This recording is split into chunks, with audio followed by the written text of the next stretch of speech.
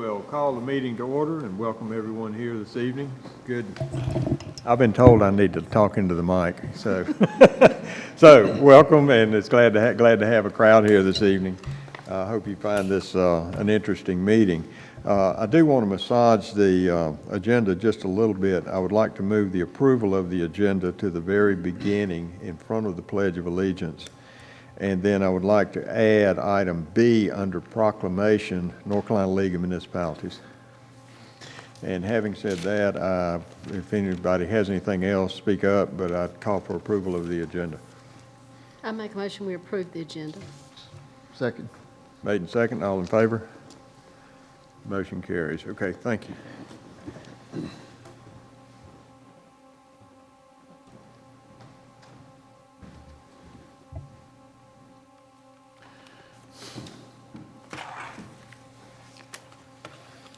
Okay, can you hear me, Lisa? I moved it around because I thought it was a little bit cumbersome the way we've been doing it. And so what I would like to do is tell you that each month we recognize a student and a teacher from one of the local public school systems. And this month it's Wakeland Elementary School. So what I want to do is recognize the student from Wakeland Elementary, have that student lead us in the Pledge of Allegiance, and then after that I will recognize the teacher. So, Vicente Estrada Nunez, come on.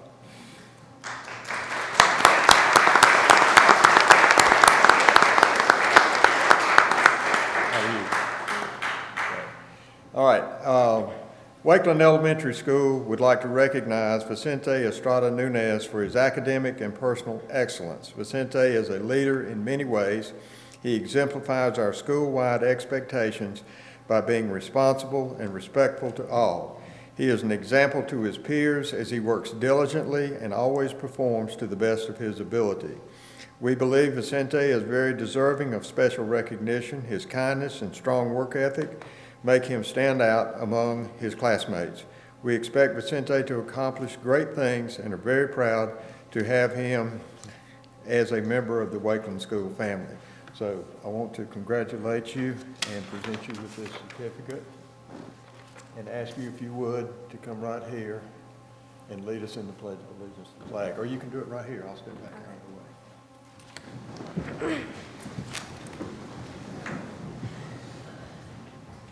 I pledge of allegiance to the flag of the United States of America and the republic for justice which stands, one nation, under God, indivisible, for liberty and justice for all. And again, I congratulate you and thank you so much for the good work you did. Thank you, sir.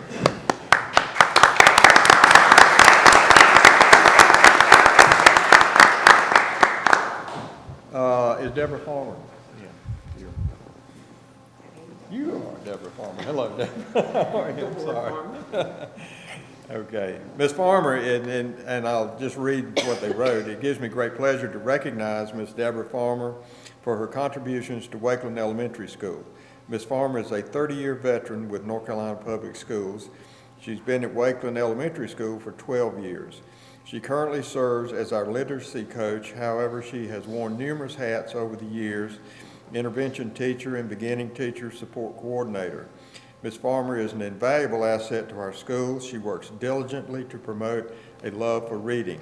She plans our Wake Up and Read events, Read Across America events, Letterland parades, and our Young Author Writing Showcase. Her commitment and dedication to Wakeland Elementary School is amazing. She ensures that our school is always well represented to the community, and her car is often the last one in the parking lot to leave each day. Wakeland is blessed to have Ms. Farmer as one of our leaders, and we're blessed to have her in our community.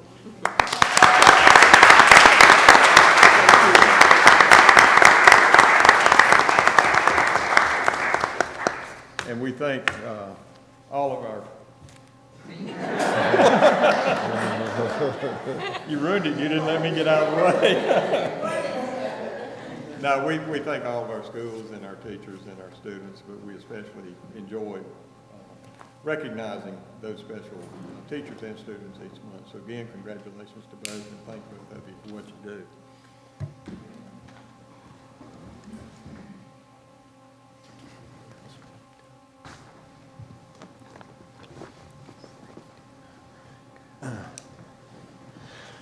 Next, we have a couple of proclamations, or a proclamation and then a resolution that I want to present. The first proclamation is designating July as Park and Recreation Month. So I will read it for you since our board needs to adopt this.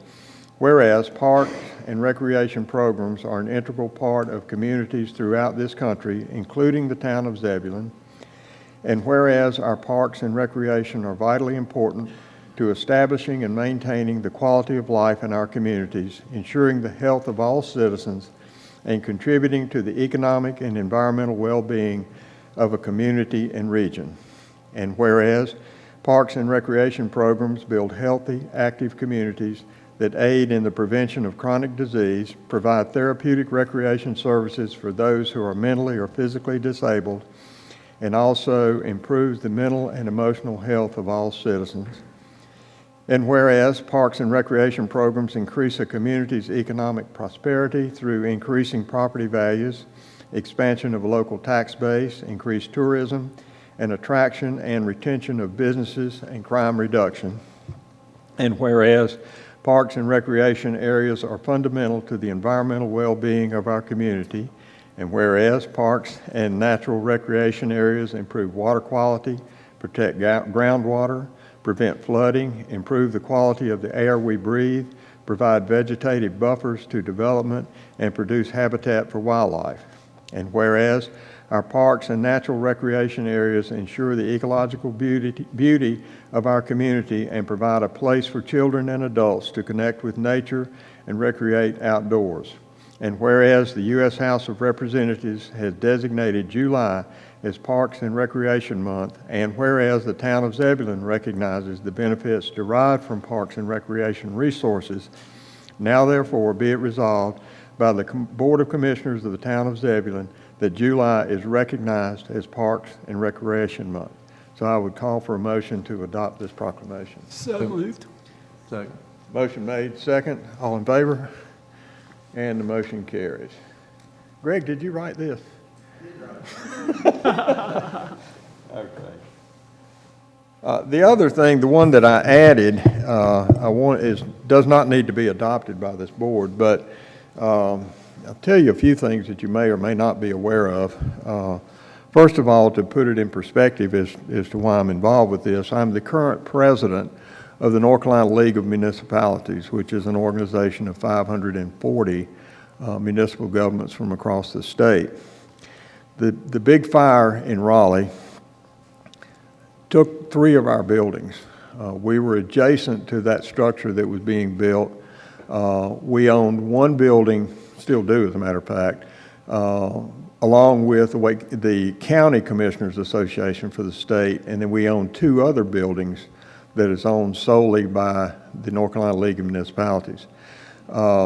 We were put out of all 3 of those buildings. There was some fire damage to them, but mainly there was a lot of water damage and smoke damage, that sort of thing. So the county commissioners relocated out somewhere near Costco. I'm not exactly sure where it is, and we've relocated, both in a temporary manner. We relocated to the Wells Fargo building downtown.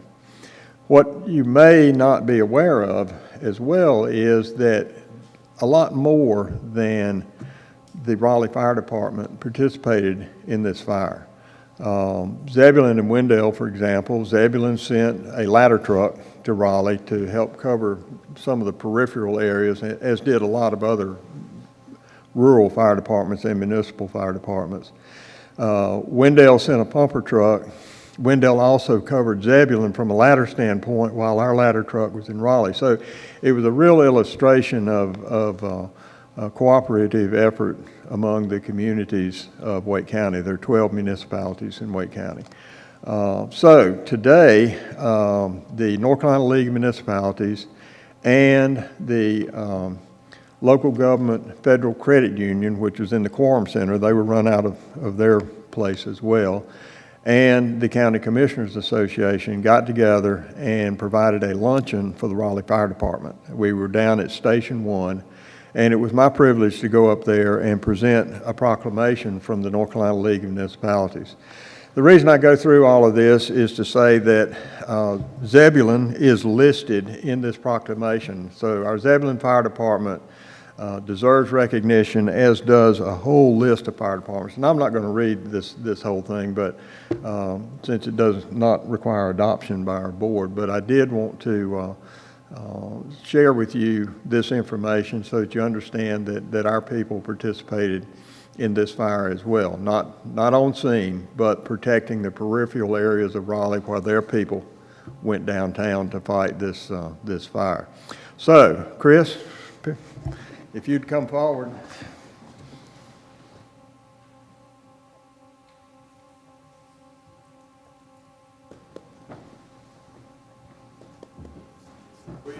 We made resolutions for all of the participating fire departments, and this is evidence. Very good. Thank you very much. Very well.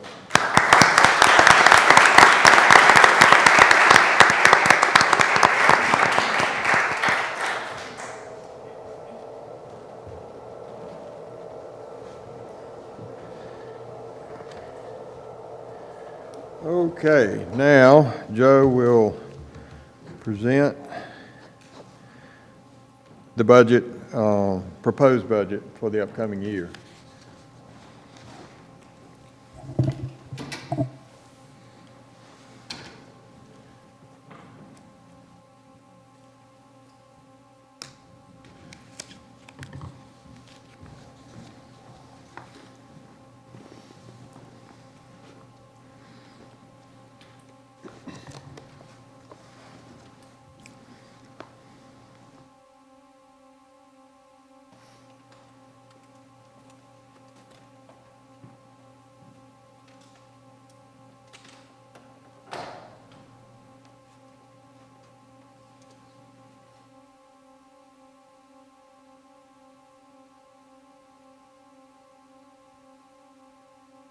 Thank you, Mayor and members of the board. Tonight is the public hearing for your fiscal year 18 budget, and I'm going to repeat the information that I presented to you all at the budget message at the beginning of May for the benefit of the audience who may not have seen it when it was presented.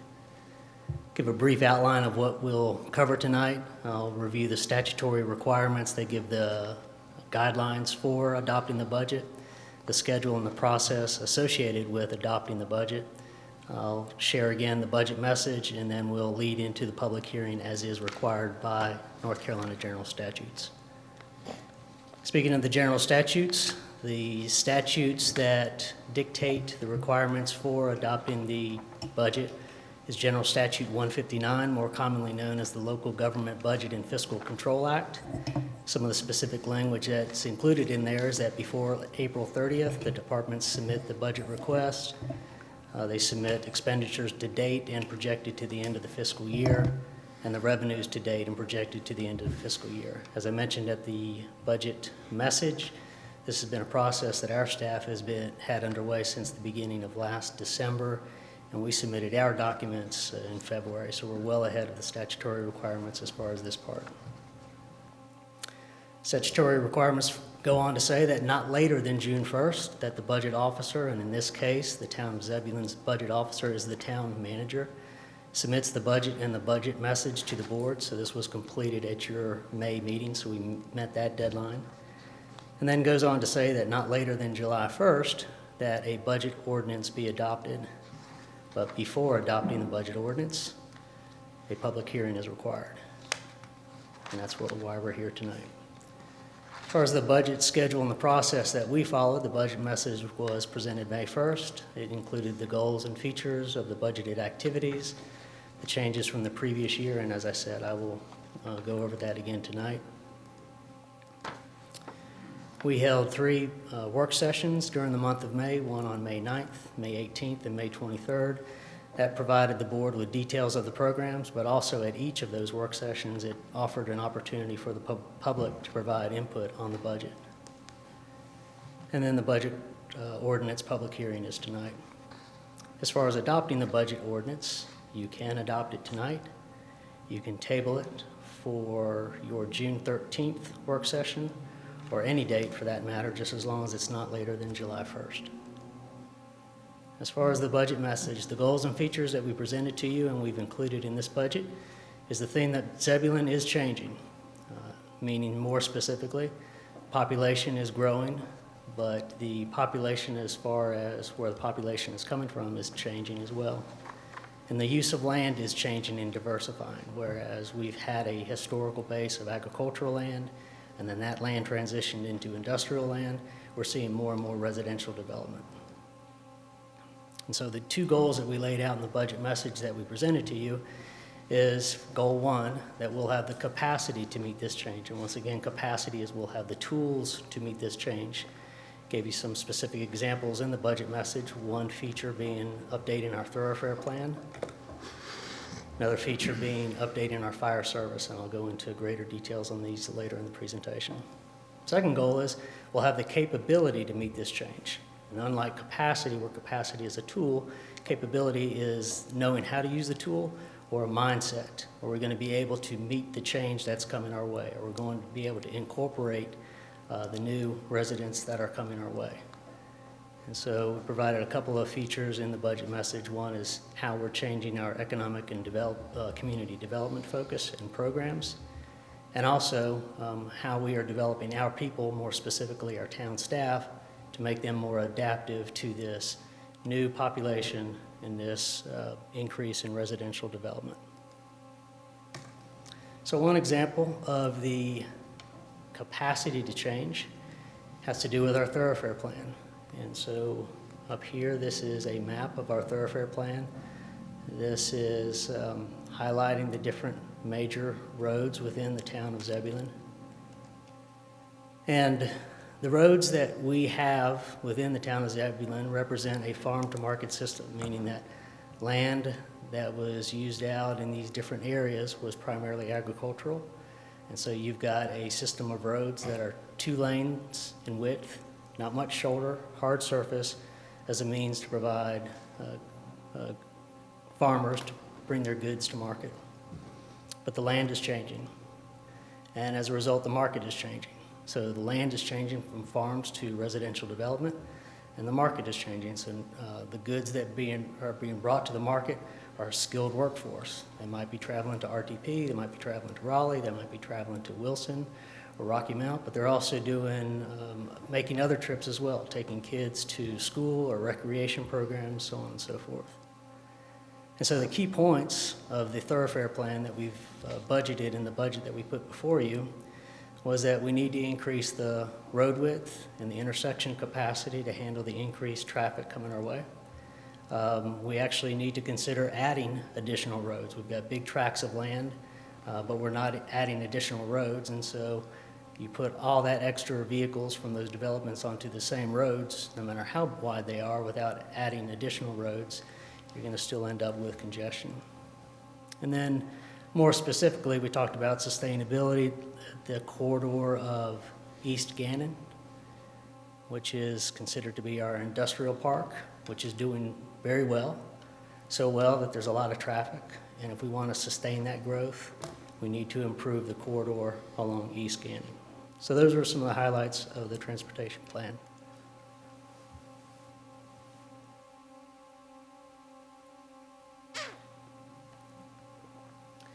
The other feature that we highlighted in the budget message and the budget that was proposed to you had to do with fire service.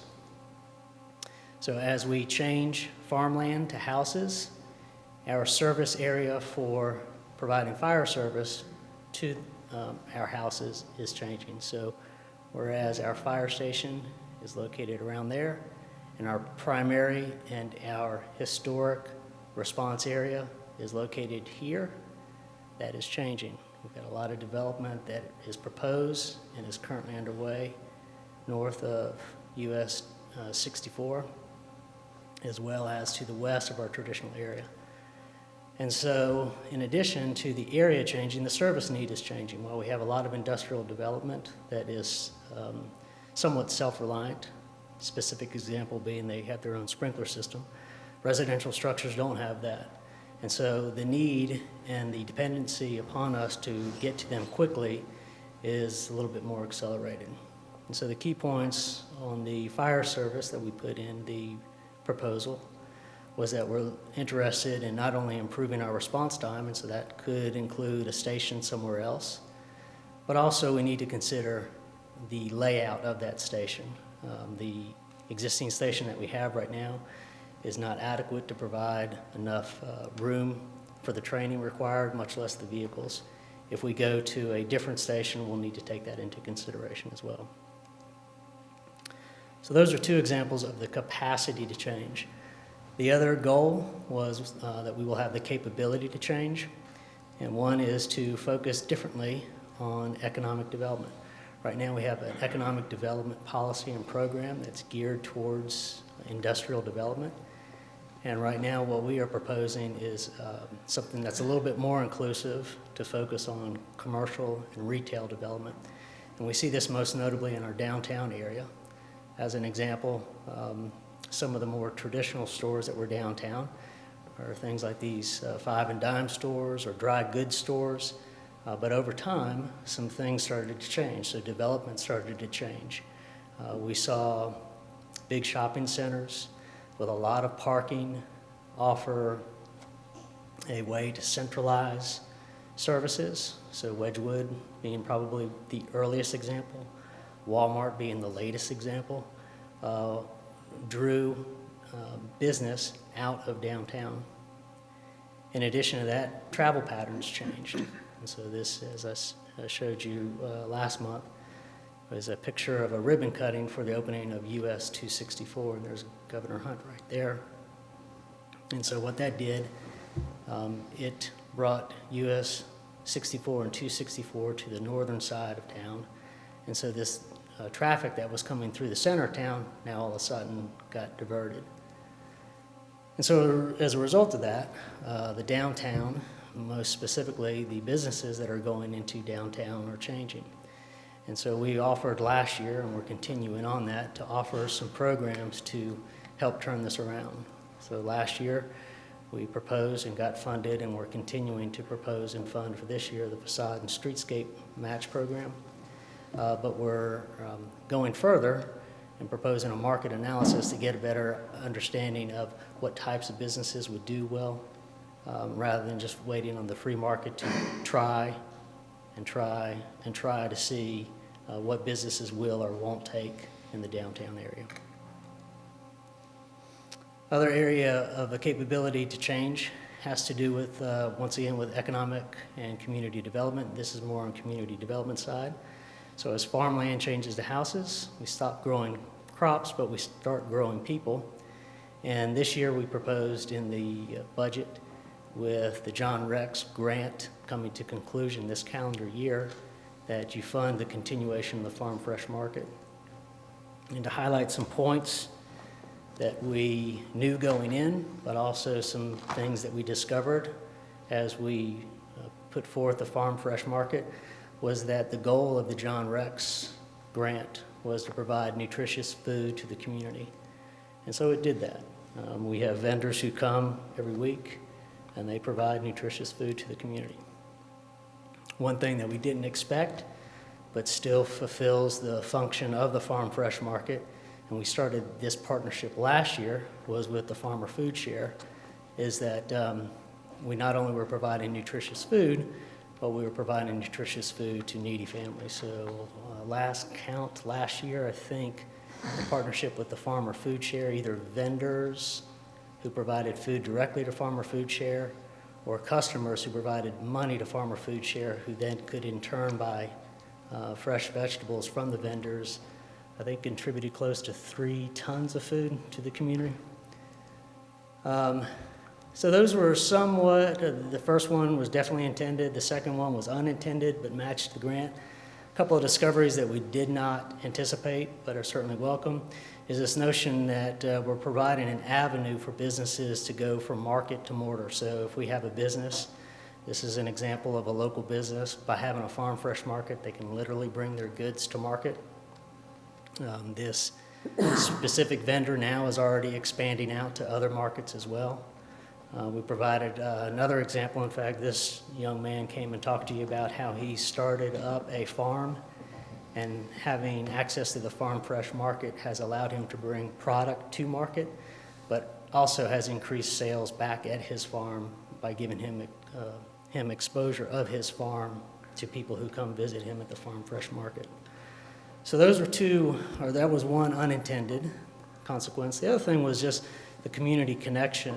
As we're seeing more and more new people come into the community, the farm fresh market is a means for them to connect to the community so they can get a better understanding of some long-standing programs. So this is an example of a booth that Massey School of Dance has. So someone who's new to the community can get a better understanding of the services that are provided by this program. But also, as an example, through this picture of our Zebulon Youth Council, it's a way for people to get their youth engaged in participating in the town of Zebulon. One thing, though, that all these things, whether it's providing nutritious food to the community, whether it's providing a means for a business to get off the ground, whether it's a way for people to get connected to their community, the whole farm fresh market was instrumental in developing a community. A lot of people, whether they're old timers or newcomers, they love Zebulon and they call it home. And having this space that we call the farm fresh market for people to get to know each other better, it's going to allow us to provide or determine whether we're going to be capable of making the change as we continue to grow. And then the last thing is the people, specifically our staff. They are the front line, and so if they cannot deal with the influx of people, people coming from different areas, people coming with different perspectives, but people come with a lot of residential requirements, either we're going to be able to adapt or we're going to not be capable of adapting by the abilities of our staff. And so we've been working over the past year developing core values. Teamwork is one example. This is a trailer that turned over off the US 264 ramp coming into 64 coming into 264. And it's just an example of our staff working together. So here's our public works cleaning up the debris, our firefighters tending to the wreck, and then back here on either sides of the road, our police department directing traffic. Respect for each other, but also respect for our citizens. And so we've been pushing real hard our civic engagement, getting our staff out to different events. And so this is an example of our firefighters going out to a particular event, but also having the integrity, the honesty, the openness to actually engage those citizens to participate in things that we do. So this is an example of a superhero day. So kids get to actually use the hose. Our latest example of this is the Explorer program. So we've got 16-year-olds that are participating in the Explorer program at our fire department. And also a staff that's dedicated to come in on their time off. This is a picture of the very successful recycling day. So coming in on a Saturday, setting up early, staying late to provide a service where we'll take used tires and oil and even shred paper if necessary. And then the last core value that we adopted this past year is on family, not only looking out for each other, holding each other accountable, but looking out for the citizens as well. This is a picture from the Code Save event. The people here were all involved in some sort of code save or CPR rescue. And so those are the core values. So to continue that, we propose in the budget a dedicated human resources department so we could continue to hone these skills, get this training to be able to be capable to make the change. We want to develop our staff into furthering their careers with us. But we also want to take a look at, are we providing them adequate insurance? Are we providing them the necessary training to do their job now and in the future? And so this is a more holistic, long-term view of taking that employee and looking at them as a long-term investment rather than expecting that they'll be gone in 2 to 5 years. So those are the messages. Now, as far as the nuts and bolts, the changes from the previous year, the FY17 adopted budget, revenues was around $11 million. Revenues this year is 9.9, and the differences being property tax was up this year over last year, and that's just a sign of our increased development. Our sales tax increased from this year over last year, and that's a sign of the recovering economy. Restricted intergovernmental dropped considerably. And the reason for that is that's essentially the grant from the state of North Carolina for the North of Rendell widening. So it's a one-time grant, and so that's the reason for the drop-off there, and then the drop-off in the total revenues. Sales and service, this is an example of that is where we are directly providing a service. Most specific example, somebody comes and wants to sign up in one of our parks and recreation programs or our camps. We've seen an increase in that, and I think that's just an example of the number of families that are moving into our area. Fund balance, your savings account, we propose using $800 plus $1,000 last year. Reduce that amount to $549, and actually $200,000 of this $862 was unused, so we're around $350,000, and then $200,000 was rolled over from the previous year. Tax rate proposed last year was 57.5 cents. Tax rate proposed this year is proposed to be the same. On the expenditure side, three major categories of any budget is the operating, the capital, and the debt. So the expenditures was $11 million last year, proposed budget 9.9, and I'll go through the details of the operating, the capital, and the debt changes. So on the operating side, expenditures went up. The differences being last year we proposed a part-time administrative assistant. This year, we're rolling that into, or we're creating a full-time HR director / town clerk. Last year, we tried to cover some of our service needs through overtime and part-time pay with police, and that just was not sufficient. And so this year, we proposed a K-9 officer. Last year, we proposed and was approved to add a planning code enforcement officer to our planning department. With a continued increase in development, we foresee that we'll have to put in additional overtime, and that TIA stands for Traffic Impact Assessments or Analysis. We'll see more of that as more development comes our way. I would not be surprised if this time next year, if this planning OT, TIA support turns into a position just like we saw with the police OT and PT. Last year, we focused on a lot of things that were going untended, and so we had a lot of assets, meaning infrastructure, buildings, property, and so we moved up a position and created an asset manager. Similar line of thinking this year.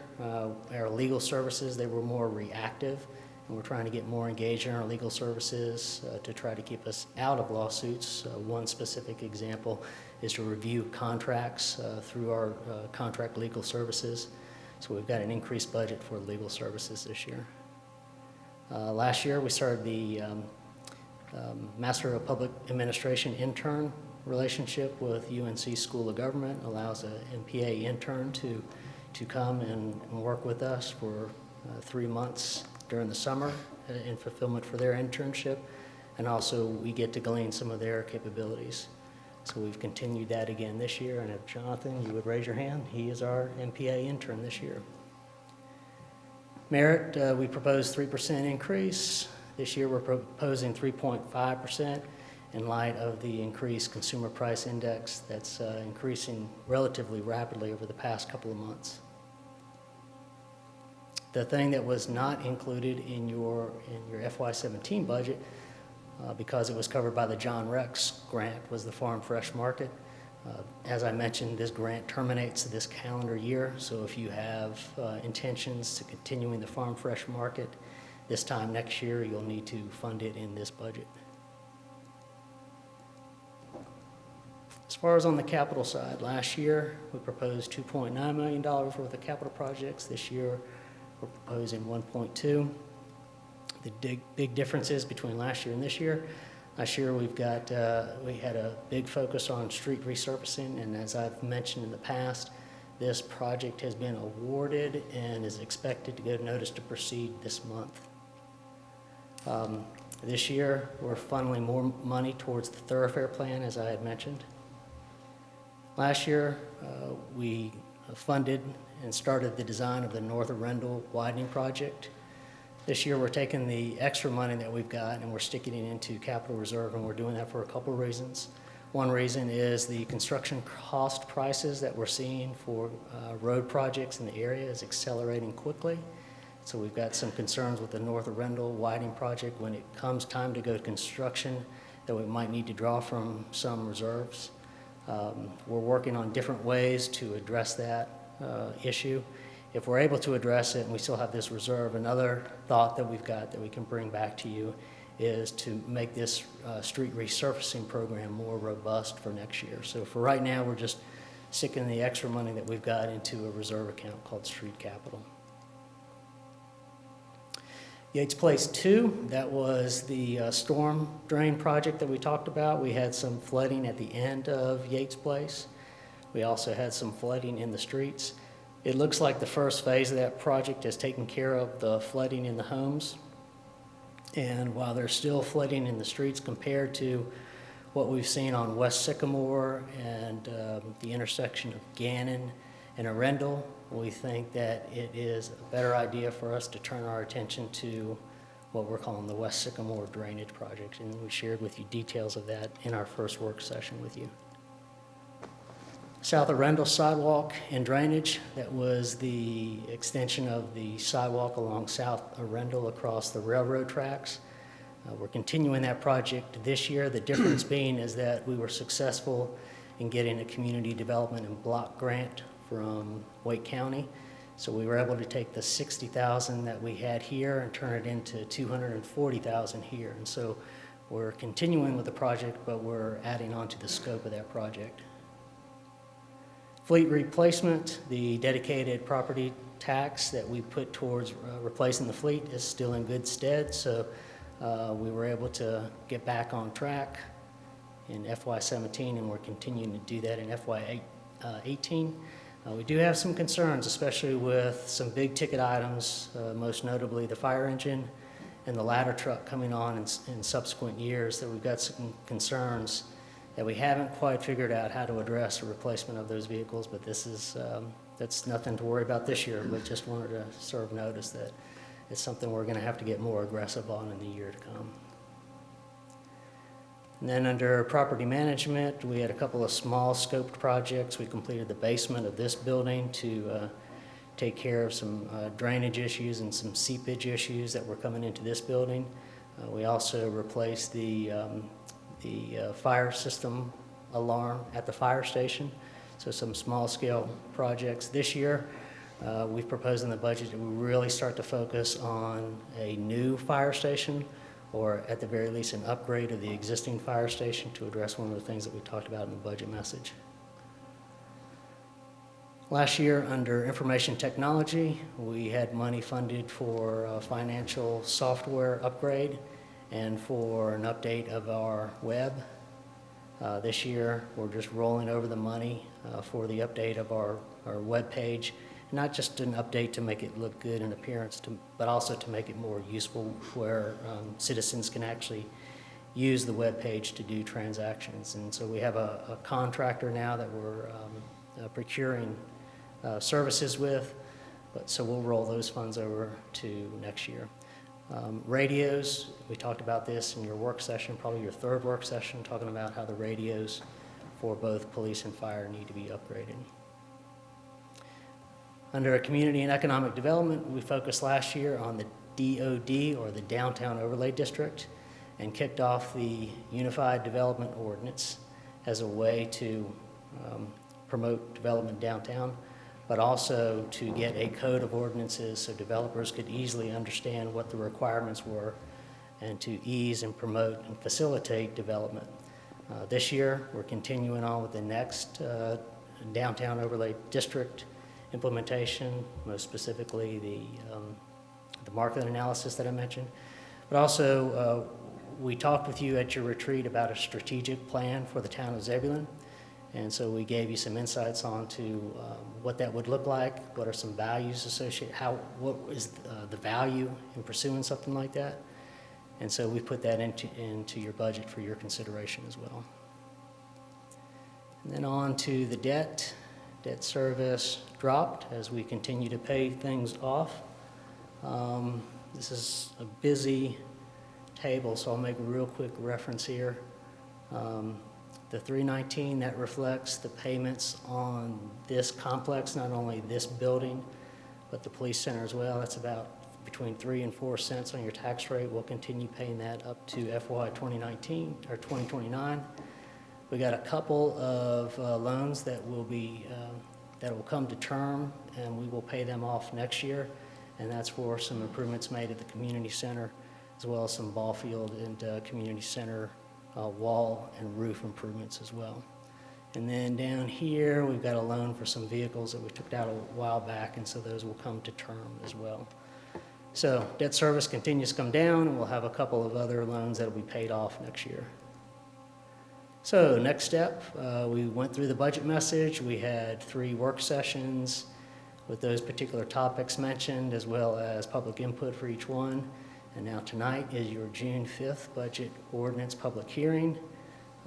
As far as adopting the budget ordinance, you can certainly do that tonight. You can table it for consideration on June 13th or any time, just as long as it's not later than July 1st. And with that, I'll take any questions you have, or you can open up the public hearing at your pleasure. Okay, let me just go ahead and open the public hearing, unless the board has some question. We've seen it, so, you know. Okay, well, this is your opportunity to speak on the budget and functions of the town of Zebulon, so I would invite anyone that wishes to speak to come to the podium. Please introduce yourself to our recording. We do record this and film it, by the way.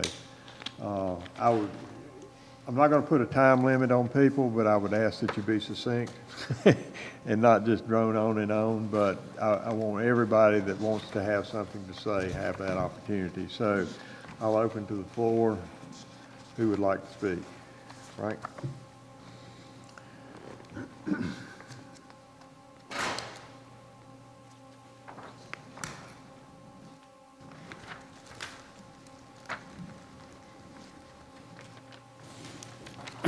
Good evening, ladies and gentlemen. My name is Frank Timberlake. I represent a group that can be from 1 to 150. We're not exactly sure, but it's a damn shame. It's a damn shame is the name of the group. And Madam Clerk, that's DAM for the record. We have a love for parks. I especially loved your opening proclamation for July being Parks and Recreation Month. Part of the reason I'm here is about Parks and Recreation, and I'm not sure if y'all are aware of it, but I served on the State Parks Board for 8 years and was chairman for 3 years.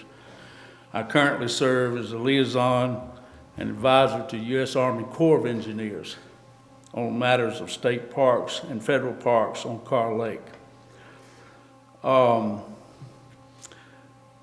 The tragedy that struck all of this area by the name of Matthew left some ruination and some debris.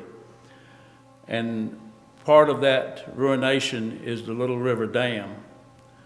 And what I'd like to see, and I'll tell you why, is historically, when things get left and put to the side, they don't get done.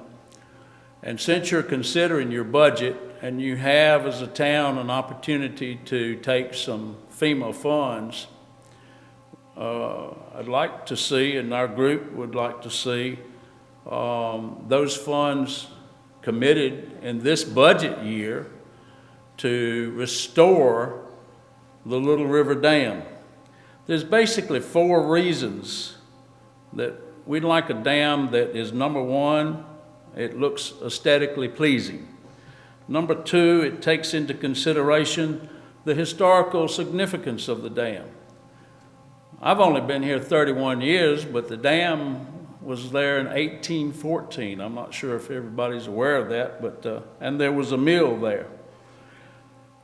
The other thing is that for recreation, I didn't know until I started spending some time down there. I didn't know how many people brought little canoes and kayaks, and found out when they got there that they didn't have the opportunity to go upstream anymore unless we get these torrential rains that we got today. You know, canoeing will be good tomorrow, but then it'll go away.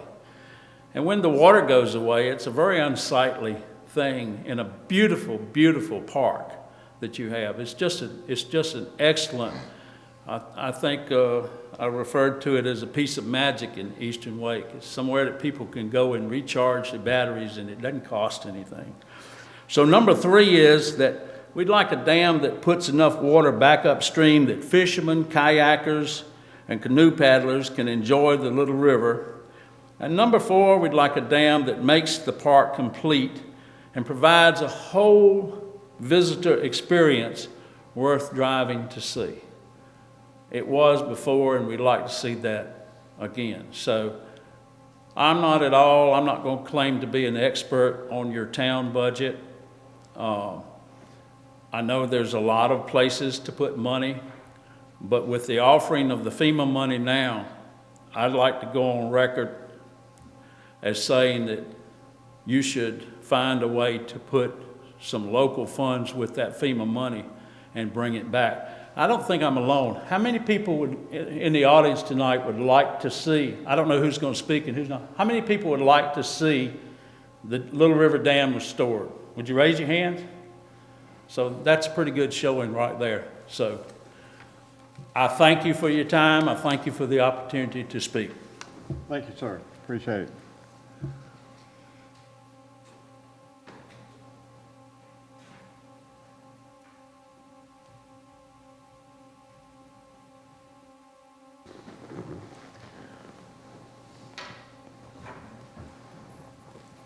I'm Linda Johnson, and I live on West Sycamore Street in Zebulon.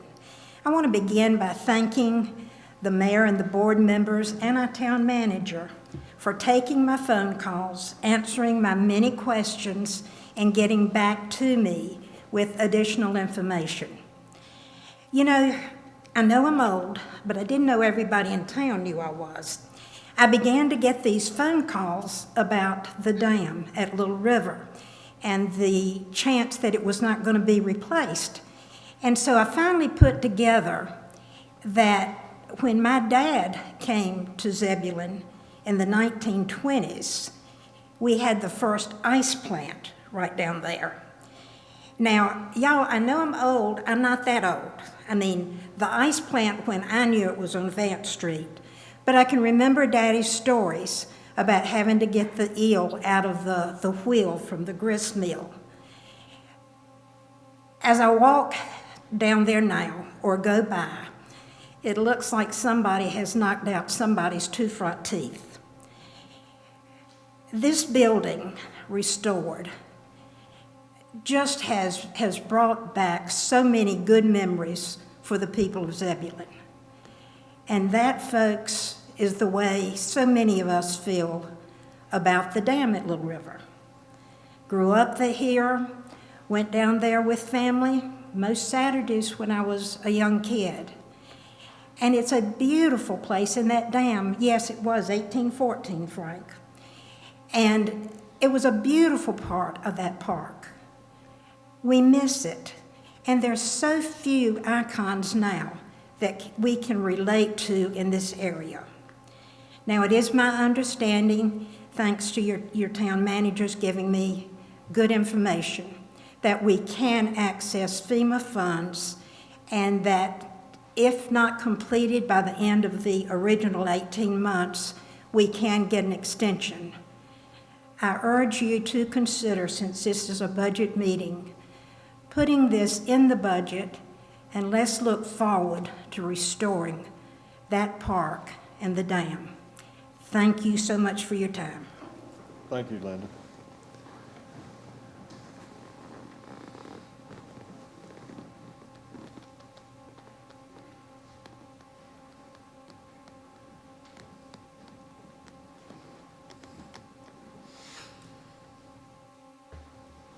My name is Mike Weeks. I live at 612 North Wakefield Street, Zebulon. I've been practicing law in the town of Zebulon for 44 years, so I kind of fall in between London and Frank as far as my time being in town. So I'm going to try to stay in the middle of the road on this. First of all, I want to thank you for inviting us to be here tonight and to comment on the budget. And I would like to say that I would urge the town to go ahead and take advantage of the FEMA funds. FEMA funds are, although that we may have, they may be available for some time. It's just like any other fund. It may be here today and it may be gone tomorrow. And it's such a good opportunity to take advantage of the capital funds and move forward with it. The other thing is that the dam, and the Little River Dam, has always been a landmark in the town of Zebulon. Highway 97 is very heavily traveled. It is a gateway into the town, and it would speak very highly of the town if people who use that gateway see that we are proud of this town, proud enough to go ahead and move forward immediately with this reconstruction of the dam and to make it a place where people can enjoy it. Thank you very much. Thank you, sir. Anyone else wishes to speak?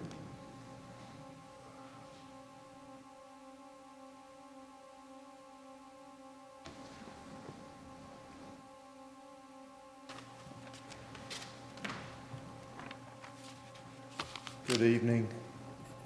My name is Lee Tippet.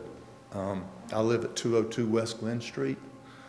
And our previous speakers have done such a great job covering a lot of detailed information that I'm going to make my presentation more anecdotal and I guess personal. I was sitting around with some friends last week, and the subject of Moore's Mill Dam and the FEMA funds and reconstructing the dam came up. And I voiced a pretty strong opinion that I thought that the town should undertake to use those funds to rebuild the dam.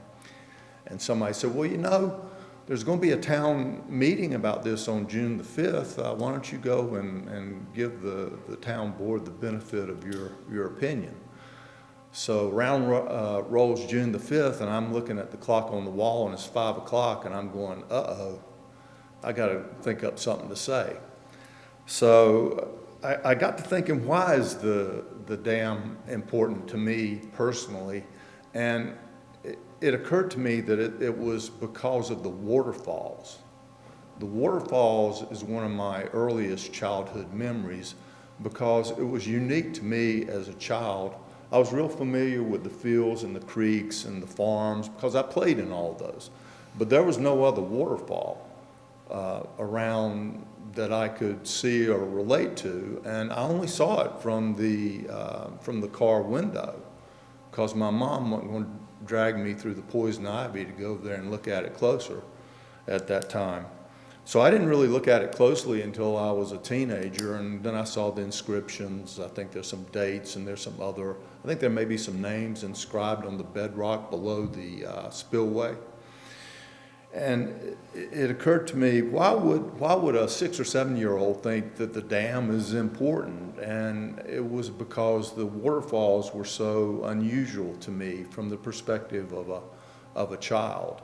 And then it occurred to me that we built the park there, and there's a lot of children playing there.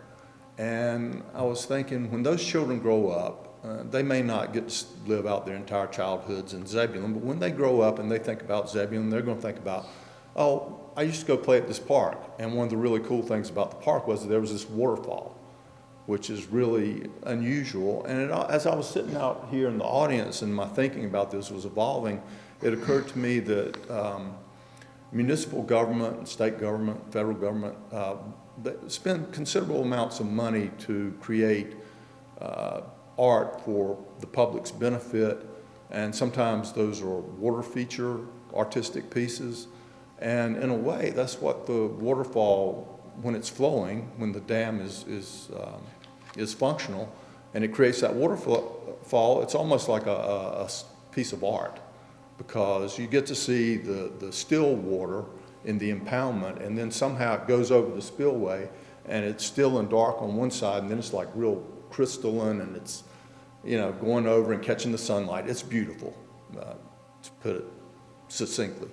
So that's why I think we should expend those FEMA funds to rebuild the dam.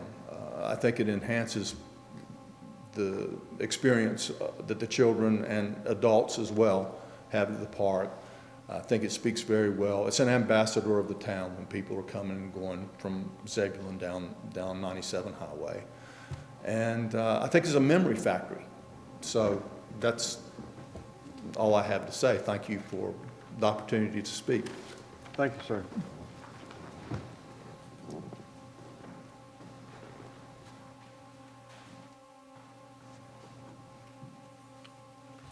Thank you. My name is Roger Mitchell. I'm at 410 Parkside Place here in Zebulon.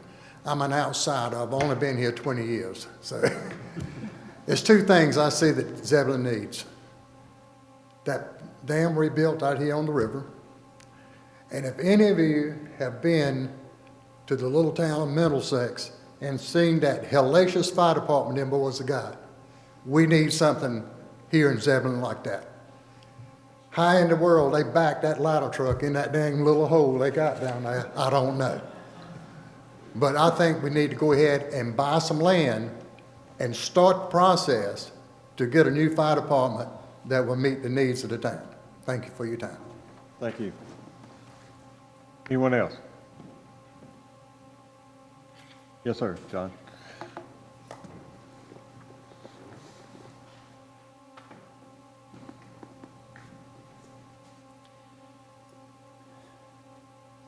My name is John Middlesworth. I live at 204 East Sycamore Street. I really wasn't planning on speaking tonight, and I hope if you don't mind me doing so. I've been on the fence or maybe walking the dam because there's a part of it I like seeing the natural dam when the water is running, but I miss the old dam. I miss seeing every rock. I know every rock in that dam. I literally shed blood, sweat, and tears. I cried when I seen that dam busted. And every time it got busted, I cried. I'd stand on that bridge at the highway and look out there, and it tore my heart out. It tears my heart out now. I hear other folks speaking of canoes and kayaks. I had a little John boat, and I chased that beaver around going upstream. He was a lazy beaver. He wouldn't build his own dam for a while. but I know Wayne Privet. He spoke so much about his daddy, Dave. Lewis, your mama will speak about going to Dave's Beach when she was little because they couldn't afford to go to the ocean.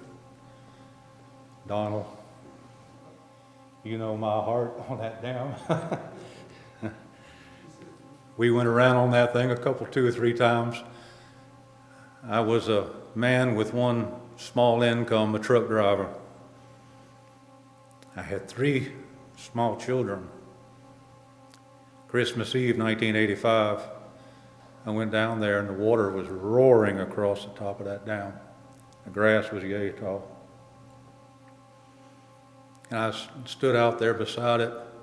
I can't remember why I went down 97, but I went down 97 anyway. And I worked my way out there to the edge of the dam. And that water thundered across that thing. And I sat there and I looked around. It used to be the old J.C. Park. It was abandoned. And I sat there and I looked at it and I said, what a crying shame that somebody doesn't do something about this and clean it up. And I know people have heard me say it because it's true. A little voice in the back of my head said, well, what's the matter with you? So I took a 20-inch Sears Roebuck push mower. I couldn't push it, but I could pull it behind me. and I cut that whole park. And then I worked my way over to the eastern side of the park, eastern side of the river. I think I got in some hot water over that, didn't I? Somebody owned a little strip of land there that I knocked some trees down on. But I always envisioned and I tried, of making some campsites on that east side for the Boy Scouts and the Girl Scouts, if they could fight off the ticks and everything. But it looked like a wonderful place for a little campground for the children. I worked hard on that park. I paid for my lawnmowers out of my own resources, weed eaters, chainsaws, and you name it. If one young man who's grown old, if one young man could do that by himself and kept that dam cleared from one end to the other and you could see every rock in it, and I kept the debris off of the top of it. I used to walk that dam like a cat, and I used to chase the snakes away so the women wouldn't take the children and run. But I kept that part, I guess, what, until 91, something like that. I don't think it can be built back because it was stonemasons. I've actually got literature on how they built dams like that. It stood there under the sheer weight of the rocks, and they were chiseled and they were laid. God knows how many men and mules it took to lay those stones. And I don't think you can dig all those stones out of the muck and the sand and redo it. But let me put it this way. By the end of this summer, before first frost, the ruins will be covered with the growth. You won't see it. You build a new dam if it's not taken care of. And I know there's no money in the budget to take care of it like I had it. But if it's going to grow all over again, all you're going to see is a little strip in front of the 97 highway bridge. You do as you please, but I will tell you this. This is how I feel about that dam. And some of you may have already read it. If I was a rich man, this wouldn't be an issue. I'd give you the $300,000 and you could build that dam back. I wish I was a rich man. I will start playing the lottery for you. Thank you. Thank you, sir. Anyone else wishing to speak?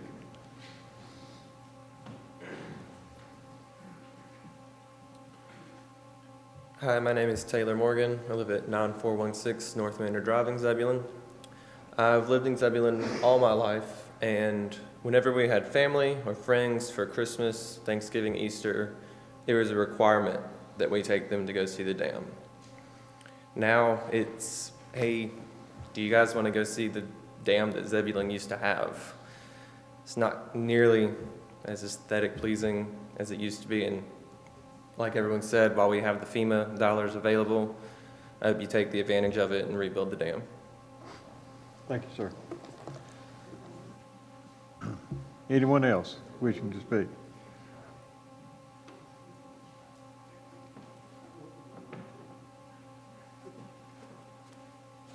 Louis Lyles, live outside of Zebulon, and I wasn't going to speak, but I want to give you a little history lesson about the dam that I think you'll be interested in. Yes, my mother used to go swimming there. That was the only swimming hole Wendell and Zebulon had.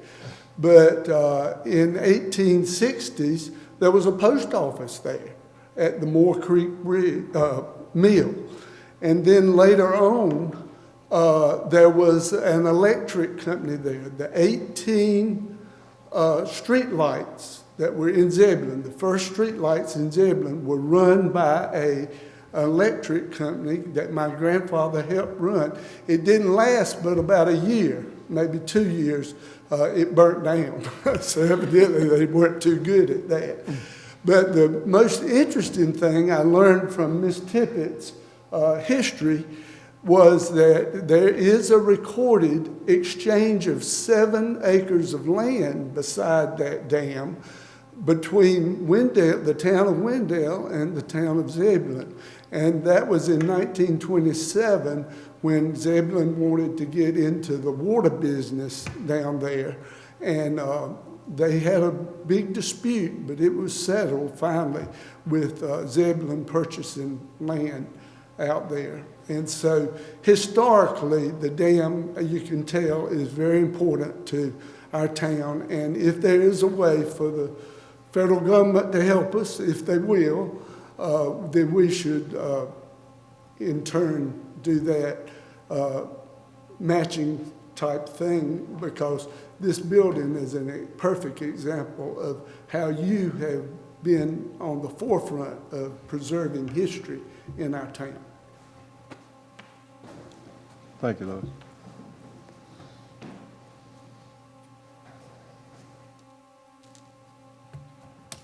My name is Donald Horton. I reside at 618 Stratford Drive in Zebulon. Before I start my prepared remarks, I'll make a comment. It's been very interesting listening to some of the old stories, and many of us have those old stories. If you remember at the last meeting, I think regular meeting, the stories came flowing out of the people who wanted it to stay the way it is, because you can go back up the stream and so forth. So there's a difference of opinion out in the people within the community. So I'm not sure that it's going to be resolved tonight, but I will conclude my remarks with a statement that may be something that you can consider. Good evening, Mr. Mayor and Commissioners. Thank you for the opportunity to speak to you tonight regarding the proposed fiscal year 2018 budget, and to commend each of you for the wisdom and dedication to serve the taxpayers and citizens of the town of Zebulon by your adoption of the fiscal year 2017 budget last year.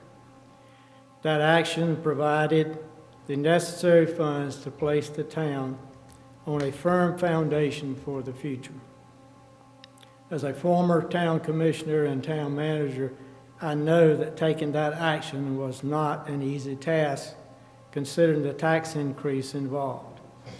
But I believe it has proven to be a wise decision that has put the town on that firm foundation for the future.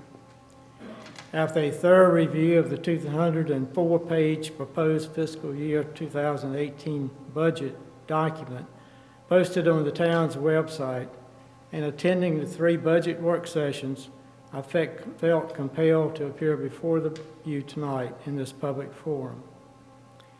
It is very evident that the proposed fiscal year 2018 budget has been thoughtfully prepared and presented by the town manager, Joe Moore, and his staff.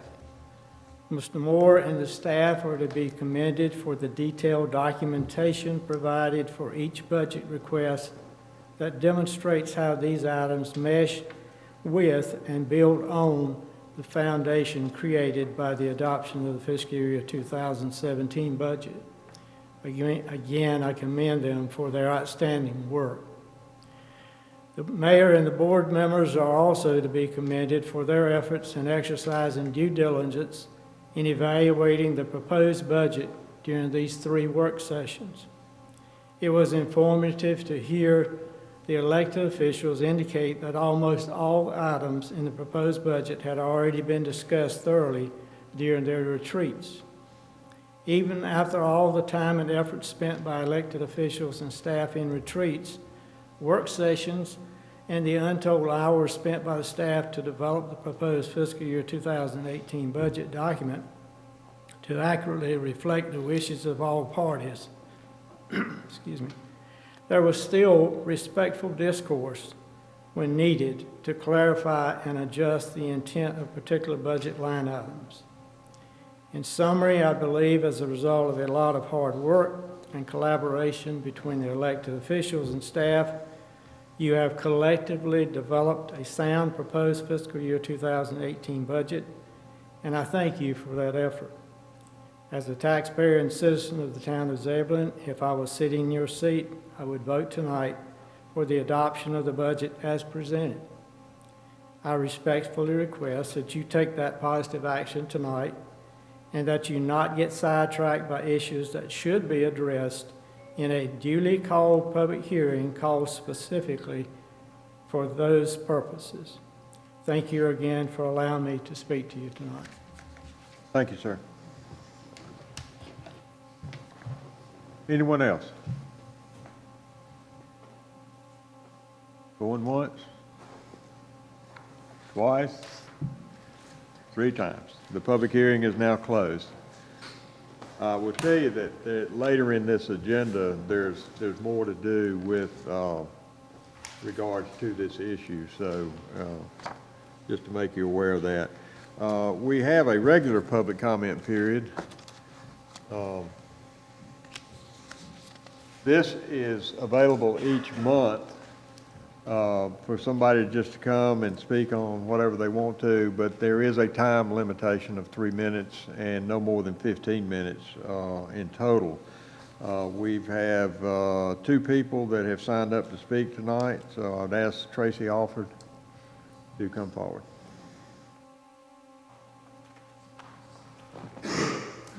Good evening, Mayor Matheny, Town Council members, town personnel, and citizens of Zebulon.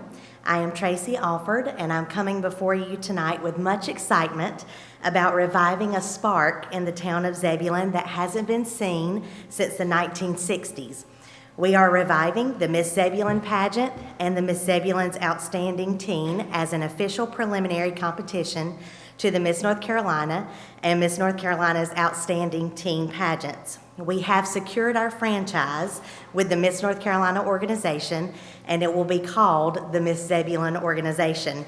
Our privately funded pageant will debut this fall and is open to young ladies ages 13 to 24 in Wake, Johnston, Nash, and Franklin counties. Our 2 representatives will wear the crown and title of Miss Zebulon and will be our voice on stages all across the state. These programs provide a unique opportunity for young ladies to further their personal and professional goals, as well as instill a spirit of community service through a variety of unique community-based programs. The competition is intended to encourage and reward scholastic achievement, communication skills, talent, and community service. Our committee consists of 10 other supportive and encouraging members of the community, and they value what makes Zebulon great, unique, and an avenue of growth for our next generation. As we move toward creating an LLC, we will hold an interest meeting on June the 25th at the Zebulon Women's Club from 2 to 4. Miss Zebulon and Miss Zebulon's Outstanding Teen 2018 will be crowned at Zebulon Middle School, and we are advocating for the town's support and pride in our new journey. Thank you very much. Thank you very much. Appreciate it. Denise now.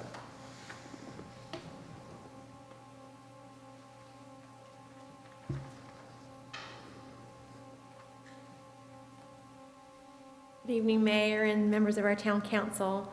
At the May 18 work session, we let you know about an upcoming program called Zebulon Next, Workforce Development Solutions for Today's Business. As many communities struggle with developing a competitive workforce, we're collaborating to continue developing a strong and stable workforce pipeline. The event will connect businesses with resources to recruit, manage, and retain talent.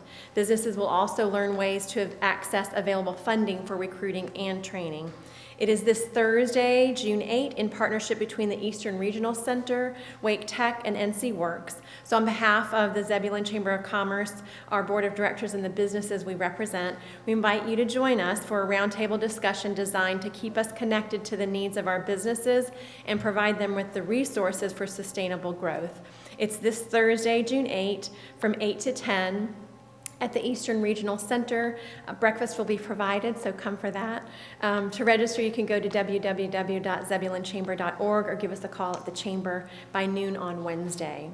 And then one other little note that I wanted to mention, just in the past 2 weeks, the Chamber has secured memberships with 2 new businesses. I think at least one of them has connected with the town as well for some permitting.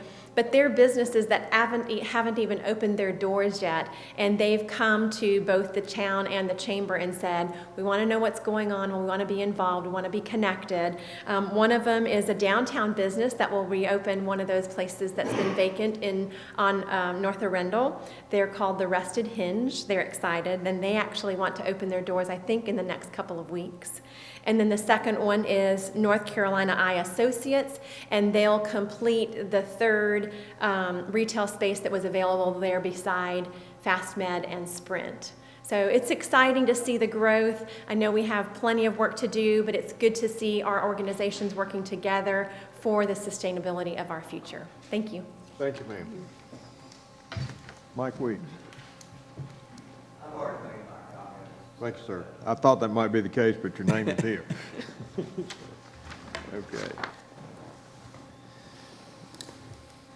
The next item then is the consent agenda. Is there a motion to adopt the consent agenda? I make a motion we adopt the consent agenda. Second. Motion made and second. All in favor? And the motion carries.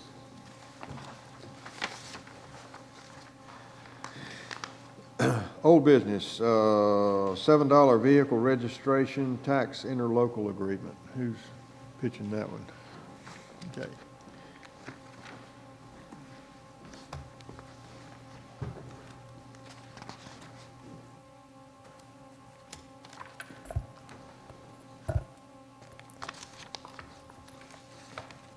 So this item ties in with the master participation agreement that was brought forward to you at the last regular meeting.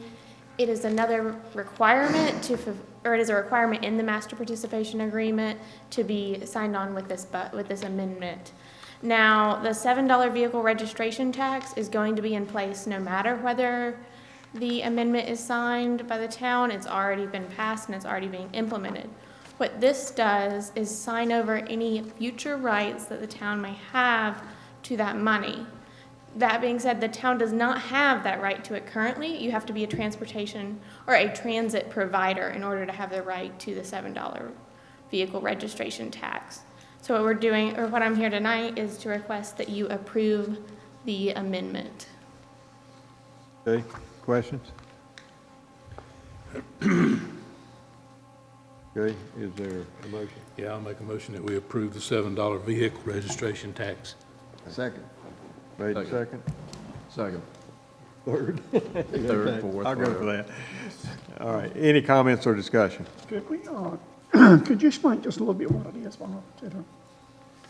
Just explain it. Not sure everybody knows what this, when you bring up $7 tax, it needs to be explained. No, I understand that. So this is part of the Wake County transit plan that was put forward. It started a couple years ago and was passed officially in 2016. The tax was also passed in 2016, so it's already in place at this point. But as a part, it is to contribute to a part of a regional transportation effort. The original House bill, or the original state law that created the tax, would have had it distributed to towns individually on a per capita basis.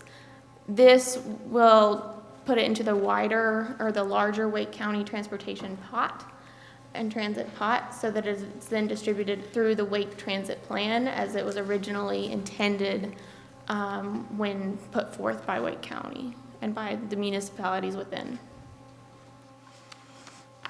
Thank you. Other questions? Hearing none, we're ready to vote. All in favor? And the motion carries. Thank you, ma'am. Thank you. Little River Dam.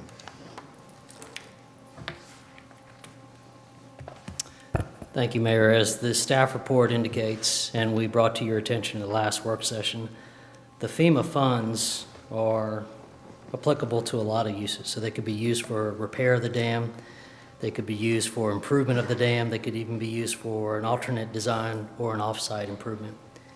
One thing that the officials with FEMA always bring up to us is clarifying who actually owns that dam.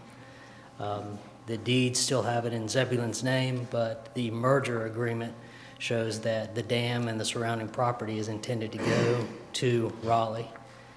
And as a result of that, Raleigh originally proposed, in addition to us, chasing FEMA funds. And so FEMA, quite honestly, I think is confused about who owns and who has interest. So we did some follow-up with FEMA and with Raleigh staff based upon the direction you gave us at February work session.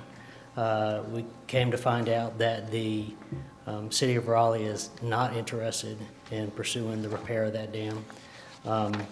But in order to at least take a next step with FEMA, we need to clarify the ownership. And so before you is a resolution of intent that you wish to clarify with the City of Raleigh through your merger agreement that the property, which includes the dam, which was originally slated to go to Raleigh, that you want to open that back up to negotiation and show your interest in claiming that back. Will that be enough for FEMA? I don't know, but that's a start. And so what we're asking for the board to do is to approve the resolution of intent, giving the City of Raleigh notice that there's interest in claiming that property back. And I'm available to answer any questions you or the board might have. Joe, if we adopt that resolution, what's the turnaround that we'll hear from Raleigh? How quick can we get that turned around? I can't answer that because I don't know. Estimate? I don't know. I would like to think that they could bring it up at I'd like to say next meeting, but I don't know how their agenda process works. In talking to their staff, the staff is agreeable to this, to having the negotiations. I've certainly prepped them. How quickly they could put it on their board's agenda, I don't know. It would seem to be, to me, that it would be reasonable to expect it within 2 months, but just understand that's a guess on my part. Thank you. I agree. I mean, my understanding is that they're willing, they realize now they don't need all that was granted to them in the merger agreement. And as I understand it, they want the plant facility itself in an easement over to the river. I don't even know why they want the easement, but maybe it's hard for them to give something up. I don't know.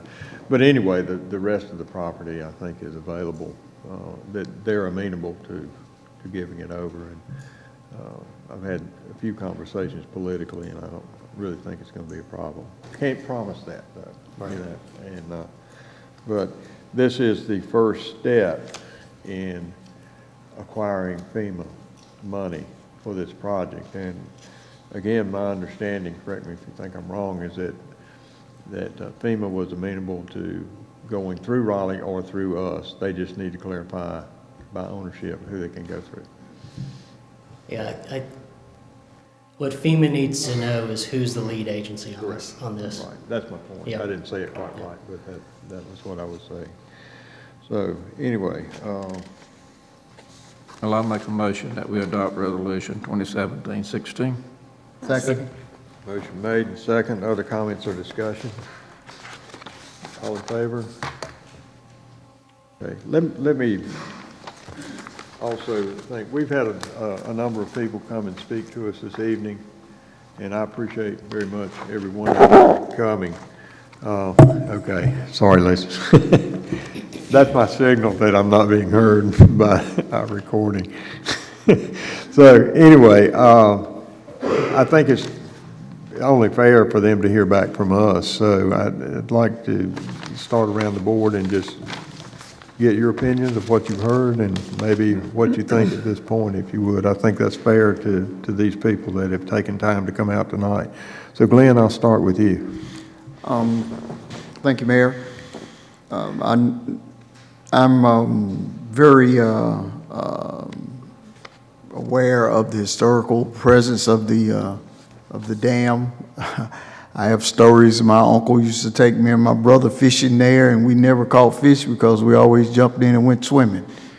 But when I was a freshman in college and I was studying in a class and it was botany, and the instructor brought up the Little River Dam in one of his class presentations. And I was like, wow, we're on the map. And always enjoyed the dam. And I would think that we could do something to bring it back. Thank you, Glenn. Beverly? I enjoyed listening to everybody's opinions and what they said, and I take it all into consideration. And when we all, you know, if we have a work session or something to get together and discuss all this and put it all together. Curtis? Thank you for everybody's opinion. I've heard from you, phone calls, and as a matter of fact, I would on weekends go to the dam and interview people, see what they thought, see if they liked it. I've walked it, you know, just got an opinion from a lot of people on how we need to move forward. I got to tell this one story. A week before Matthew hit, I took my granddaughter for the first time down there. We walked around. She slid down this little dam. The water was running. We had a good time. And I'd come back. I'd talk to Joe, and I'd talk to Greg about doing a little cleanup, you know, this brush and all that, you know. And a week later, we had a gap in it, so it hit. So I didn't have time enough to really get something going about cleaning it up so you could see the dam. And I'd also talked to John Littlesworth. He lives across the street from me, and I talked to him, about John. He'd worked so long and hard down there. What would he love to see done to it to bring it back to where it needs to be? I just hate to see all this coming now, and it didn't come before. I wish the interest had been before this happened. Maybe it wouldn't have happened. But anyway, we're at a starting point now on how we want to move forward with this. I'm just really not confident about FEMA money, the way they've been dragging their feet down east about the recovery from Matthew, with people still needing some assistance. And the purpose of the dam, I'm trying to figure out why they would say, sure, we'll give you the money because, yeah, you need to fix that dam back. For what reason? That's another point I'm looking at too. So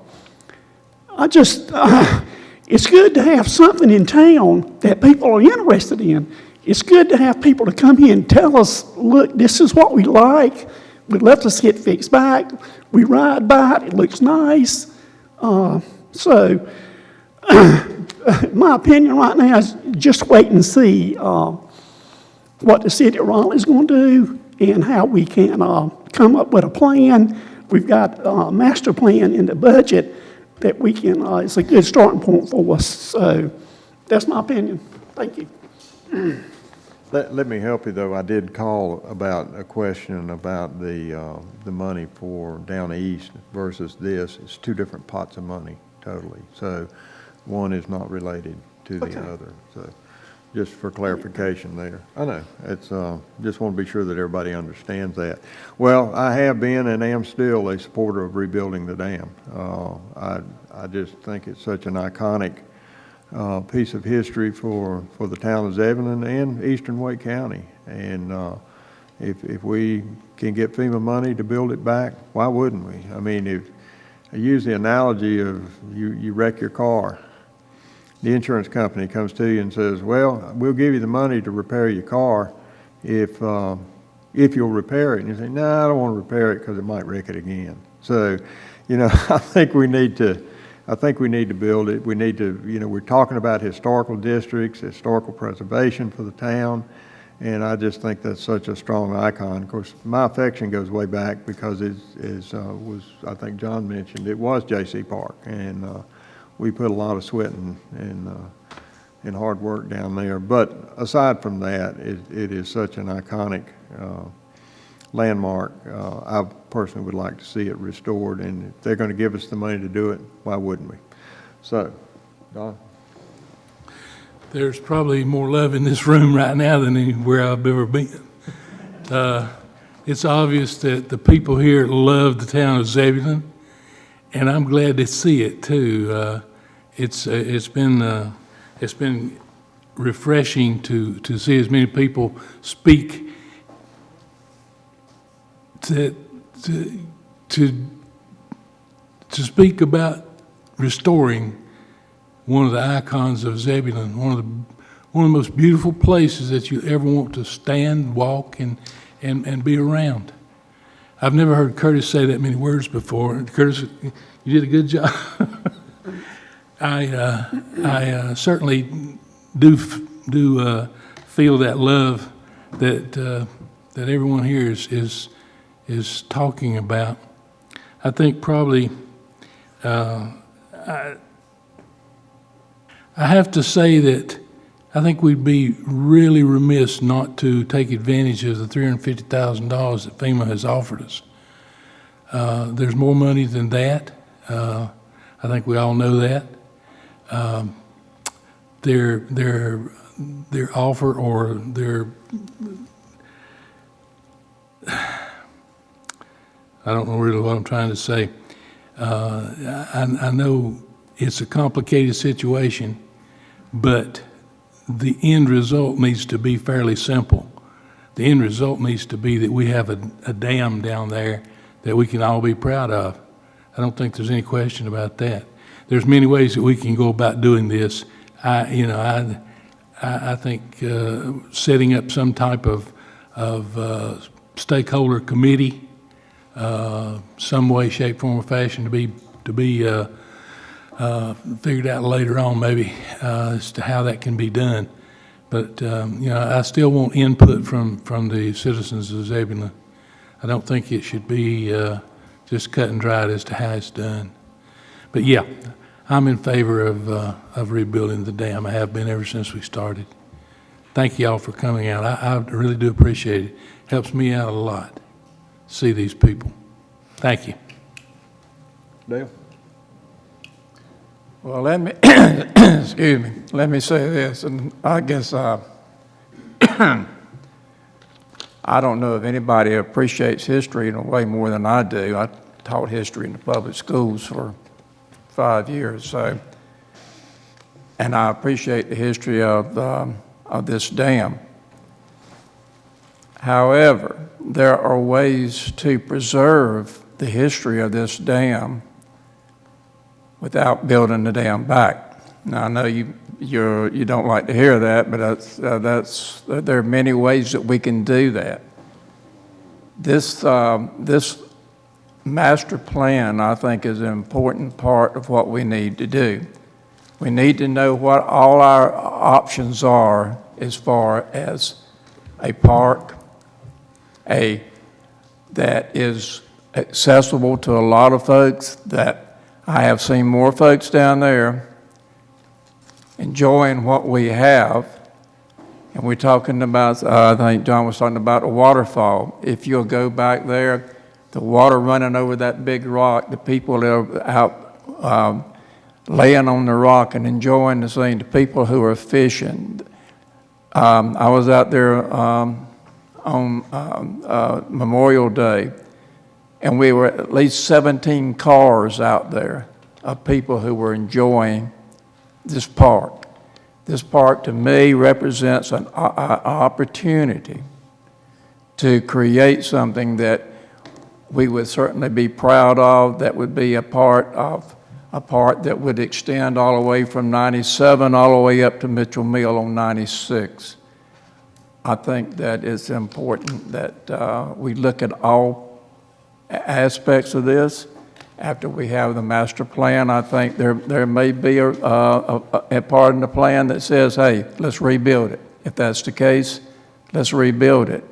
If it's part of the plan that recommends that we look further into this thing and let's create something that is different, something that we can all use. We're talking about greenways. That's a great greenway. That's a great place to go out and to observe and walk back there and to observe wildlife and that type of thing. So there's so many things that we can do with that, and we can still preserve the history of that park in that dam. We did it here. We kept this building possibly from being torn down, but when you look at the building outside, it looks like it did when you went to school here or when our children went to school here. Inside, it's not anywhere near the same. So I think we just need to sit back, and I know this emotional part of it, but I think that we really need to look at the whole thing and to see where we need to go on this. And that way, not be in a big hurry. We've got money, so we've got FEMA money. You know that money has to be fronted by the town of Zebulon. What if we don't get the money back? $350,000, $450,000. It may cost us a whole lot more to build that dam back than what FEMA will do. So there's a whole lot of questions to be asked, and I respect your opinions, and I respect your feelings about it. But I think that we just need to sit back and make sure that we're going to do the right thing. We can always build it back. We can request those funds again, as I understand it. So anyway, that's my take on it. I know it's not a very popular take with you folks out there, but I feel like in the best interest of the town of Zebulon, that's what we need to do. Thank you. Thank you, Dan. Joe, I have a couple of questions, if I could. The FEMA money, I mean, it's not there forevermore. I mean, I realize that. If we want it, we need to move. I'm here and they can't hear you. I'm sorry. The FEMA money is not there forevermore. We couldn't wait a year or two and then go ask for it. I think we have to move on it fairly quickly. Is that your understanding as well? We do need to move on it. Yeah, right. So if, as a good faith effort, we were to make a $350,000 allocation within this budget, could we do it as an allocation plus a revenue and it just be a wash and but yet in the budget? Yes, from an accounting standpoint, you can do that. But the direction that you're giving to staff is right now with the master plan, you're keeping all options open. Right. And you're not necessarily waiting needlessly, and you're not necessarily putting the FEMA money at risk. You're doing good due diligence that you would need to anyway. If you go with the 350 dedication, you're saying we are repairing that dam. Not necessarily, because you indicated that the money would be available for either rebuilding, modification, or elsewhere. But if we put it in there, we at least acknowledge that we're going after the FEMA money, however it ends up being used. Well, you're a couple things. The first point, you're taking that action in advance of knowing what you want to do. The 350,000 is just a number that it's an estimate. I understand that. But it's also assuming a scope. If we were to go through the master planning process, we could have a better understanding of what the scope of the project could be, and we could come back and dedicate even more money. And dedicating that money now is not necessary. You can always come back mid-year and do a budget adjustment. Yeah, I realize we can always amend the budget. I understand that. But my question was that you could put it in and put it in as a wash. Show a revenue stream, show a... Yes. To answer your question, from an accounting standpoint, yes, you could do that. What I would ask, however, is that if the board took this action, that they give us clear direction, that is that 350 for we're going in to fix the dam, or is that 350 just a marker and we're still keeping options open? Well, my belief is, well, of course, you know what I'd like to see, but I'm not trying to, force the hand here. But I believe it would be that the options would still be open. It just indicates that it is our intent to ask for the money. I don't know. The board may not agree with me on that. I don't agree with you that. don't? Okay. Glenn? I'd like to see more study. Okay. All right. The second piece then is with regards to the $50,000 plan, I mean, I would propose that we begin with a stakeholders group to do that. Now, Don mentioned that. Now say that again.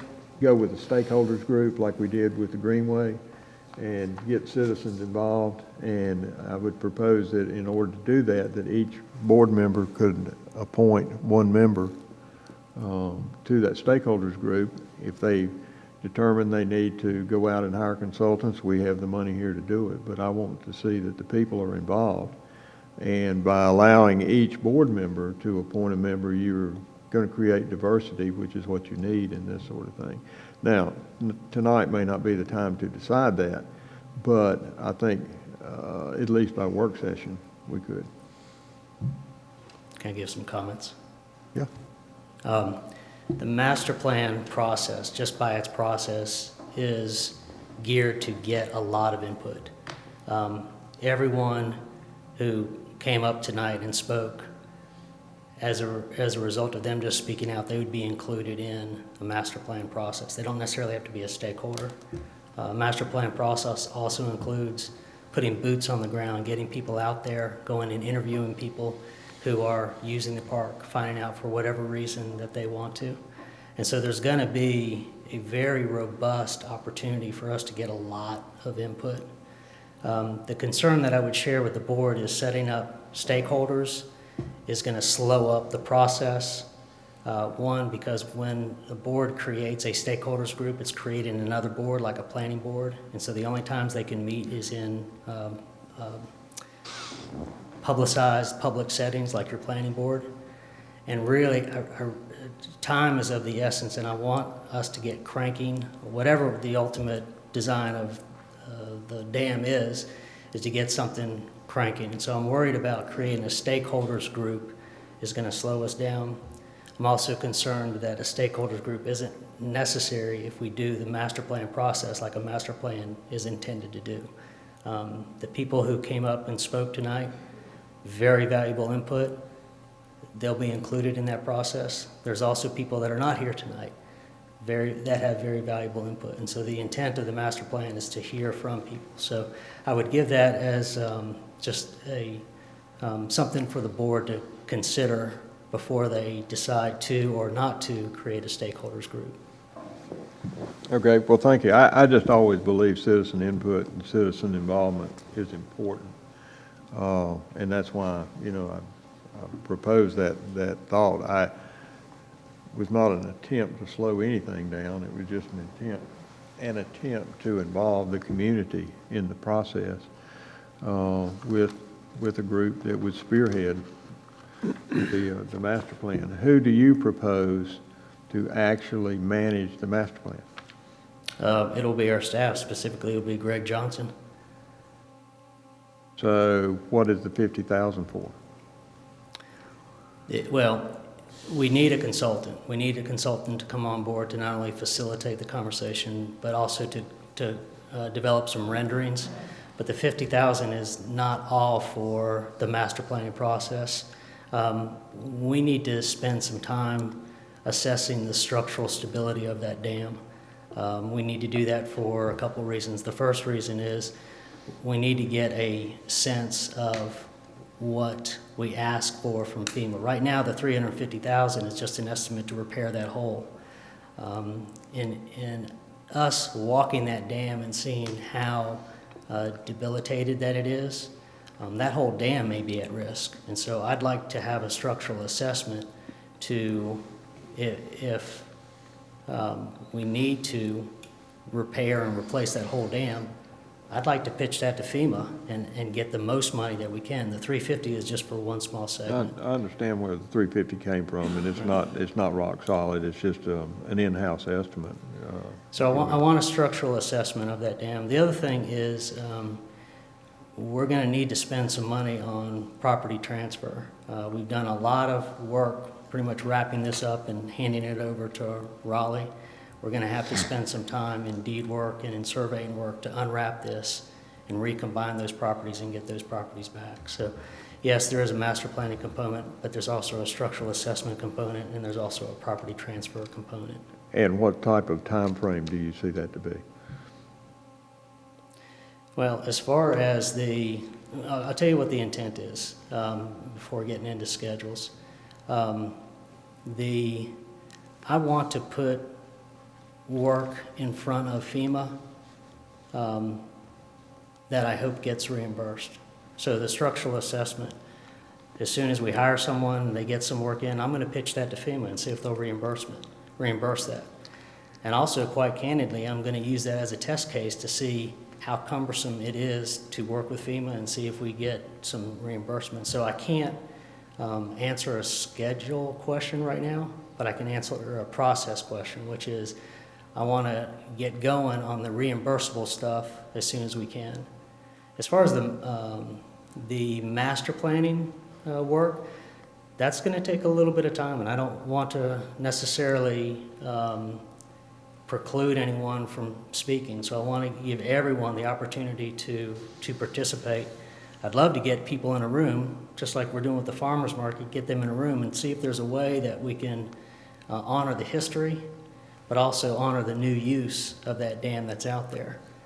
And I'd hate to put a schedule on that because you got to allow time for people to speak. I don't think time is necessarily of the essence on that because I don't think we would get reimbursed by FEMA for that kind of work anyway. But I think for the structural assessment, I would certainly try. And so I'd push the structural assessment. Property transfer, I think that's a relatively quick process comparatively, but it's not necessarily a time is of the essence. I don't know that FEMA necessarily needs that property transferred. I think this resolution of intent will do that. Anyway, I'm starting to ramble now, but I think I can't give a schedule. I would push as hard and as quick as possible on the stuff that we would get reimbursed. I would not rush the stuff where we get public input and people working together. Well, my concern, it might be ill-founded, I will admit that, is that we just take too long that FEMA just says, forget it. The work that we're talking about doing is work we have to do anyway. The structural assessment is necessary to develop a scope of work. We have to pitch that scope of work to FEMA to see if they even agree with it. So that's a necessary step anyway. We have to take that step. Well, I realize that as long as FEMA realizes that we're moving towards doing something that we would want them to reimburse us for and not come in Johnny-come-lately when they say, oh, well, you know, you've just waited too long, so we're not going to give you the money. I'll share with you the conversations that we had with FEMA was that one of the concerns that we had, given the fragility of that dam, was rushing in there and trying to put back and chipping away at stone, and then more and more and more stone chipped away. And so we shared with them the whole notion of get an adequate and an accurate scope of work based upon a structural assessment. Is that considered wasted time, or is that necessary due diligence? And the feedback we got back from them is that's necessary due diligence. If you are doing that kind of work, when the deadline comes up, that's a reasonable thing to grant an extension on. That's not perceived, at least not shared with us, that's not perceived as dragging feet. Okay. Well, that thought is very important to me. I just want to be sure we didn't get into that trap, if you will. Okay, anybody have any questions? Is that listed historically in Wake County, Joe? I'm sorry? Is it listed historically in Wake County? I don't know that answer. I don't think the staff does either. Oh, is that dam an historic site? Yeah. No, but that's my next thing. If we repair it, I'd like to see it established as a landmark historical. I'm just, you talking about the master plan, you talking about having the repairing of the dam in that master plan? Is that what I'm hearing, Joe? You go through the master plan process. That master plan process might be repair of that dam. It might be reinforcement of that dam. It might be just touching it up as it is. And FEMA has indicated that any of those options would be reimbursable. I don't think anybody that spoke tonight would let's see the dam tore down and rebuilt. That would just take away everything historically about that dam, in my opinion. That's what I just wanted to say that. Yeah, and that echoes what our concern was. If we just rushed in there with a very good intention of repairing it, given what we've seen about growth, trees, weeds, the discoloration of the mortar, we're worried about rushing in and then becoming a money pit, so to speak, that we just keep digging and digging and digging. So that was one of the reasons to go through a master planning process, so we don't rush in and create that situation that you're concerned about. Right. Other questions? I'd make a comment that I think we ought to go by the recommendations of town manager and the people who are staff involved in the thing. Okay. Madam Clerk, did we vote on the resolution? I kind of got lost in the conversation. We did. I was thinking that we did, but The resolution to well, to proceed Raleigh. with Raleigh. Yeah. yeah. I'm sorry. I just kind of got lost in the conversation. So, okay. Any other comments? All right. Weaver's Pond preliminary plat.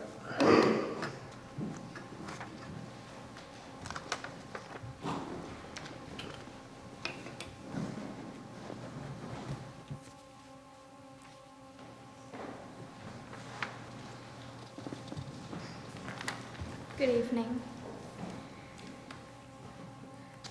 I do not have a PowerPoint presentation for tonight, but in your packets you do have the printouts of the plats if you'd like to look at them. I do have them available if you need them on the screen. If you have any questions about the plats itself. The first one is the Weaver's Pond preliminary plat for Phase 2D. It's broken out into Phase 2D 3 and 4. You saw Phase 2D 1 and 2 as the last preliminary plat that came through. This is just a continuation of the phase over to the west, and it's 52 lots over on Tulip Spring Drive and Cattail Pond Drive. Staff and the planning board has both looked at it. Our recommendation is at note 13, we add the word public before drainage easements in the last sentence to make sure that we have doing any of the drainage easements as public. And that is the only comment that we had, and the planning board made the recommendation that you approve the plat with that change. Question? Your motion? So moved. Second. Okay. And for clarification, the motion is as requested by staff. Correct. Okay. All right. Okay. Other questions or comments? Could I, Julie, why does this come before the board for approval since the staff has approved it? It comes before, right now it's coming before the board because we have an ordinance that says it must come before the planning board and then the Board of Commissioners for approval.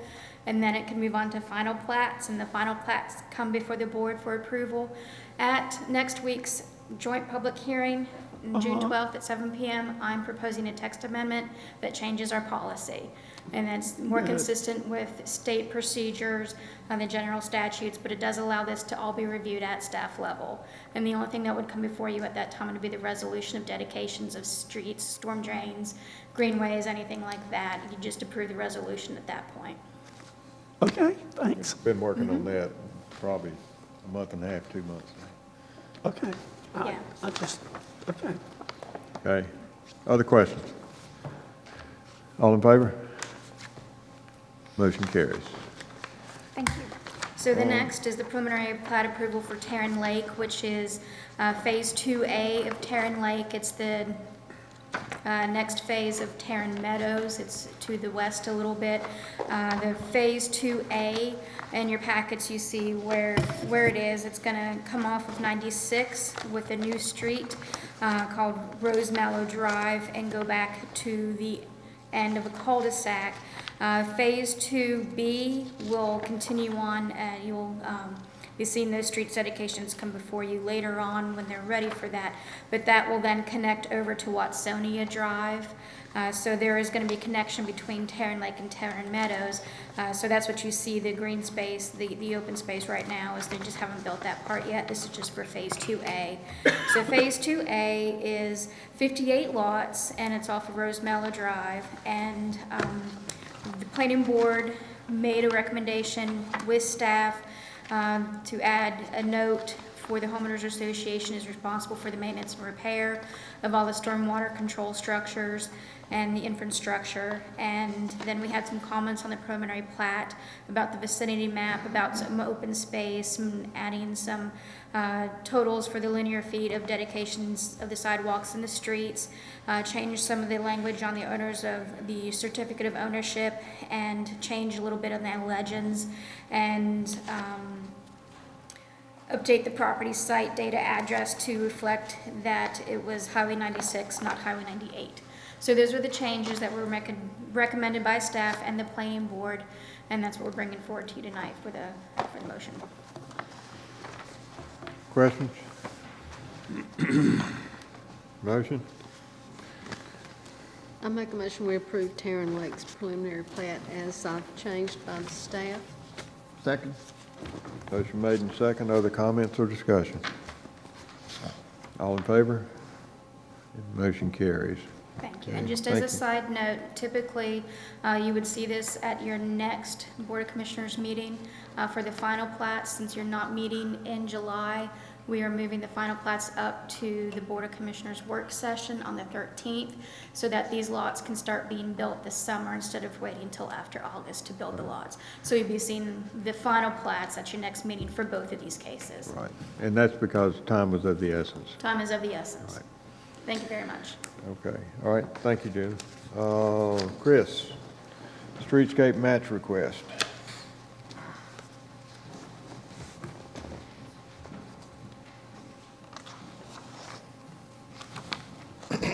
Good evening, Mr. Mayor, members of the board. Tonight we come in front of you to request your consideration by the Zebulon Women's Club, Do For Him Ministries, and the Still Magnolia's Garden Club about a request for funds under your street match policy program. The goal of this requested match is to purchase flower planters and supplies to create a temporary gathering spot and create mini gardens areas in the downtown areas. To date, these three groups have collected $1,775, and their goal is to place these mini gardens at 206 North Arundel Avenue, near the former SunTrust Bank, 128 North Arundel Avenue, the home of the former Red and White Grocery, and 100 North Arundel Avenue, which is, as y'all well know, the Old Town Hall. We feel like this request is consistent with the streetscape policy as written, and currently the streetscape budget had one reward earlier this year for a Christmas tree working with the Women's Club. The current budget is $8,099.50, and this request is within that budget allowance, and staff recommends the acceptance of this request from the Women's Club. I'd be glad to answer any questions you might have. Any questions? I'll make a motion that we approve the streetscape match request. Second. Made and second. Other comments or discussion? All in favor? Motion carries. Thank you. Water line replacement. Yes, sir. Tonight we asked the board for consideration of a 2-inch water line replacement along the East Horton Alley and the Fire Station Alley. That the City of Raleigh add that to their list of small main replacements.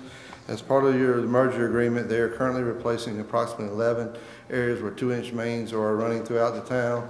That you've probably seen them on the work already on Glen Street and over toward Poplar Street and so forth.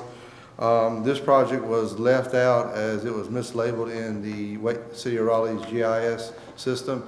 They had it labeled as a 6-inch main, and it was actually a 2-inch galvanized main. Staff tonight is recommending that you move forward with this project and include it in the City of Raleigh's current CIP plan for a couple of reasons. It removes a unfunded 2-inch water line replacement service to our fire station.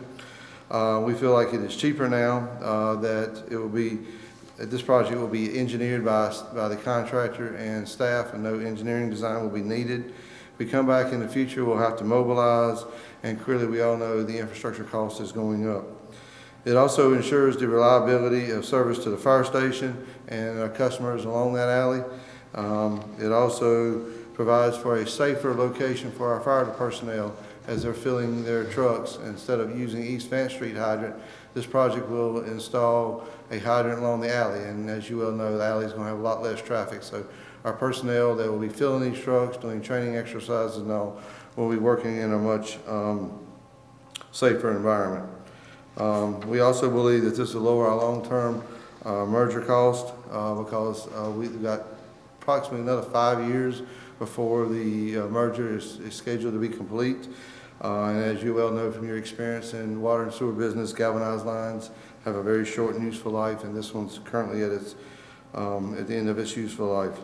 If you decide to move forward with adding this project to the list, we are anticipating that it will be add 1 to 1.5 months to the pro forma. So tonight we come before you recommending that you add this project to this current CIP list for the city of Raleigh. I'll be glad to answer any questions.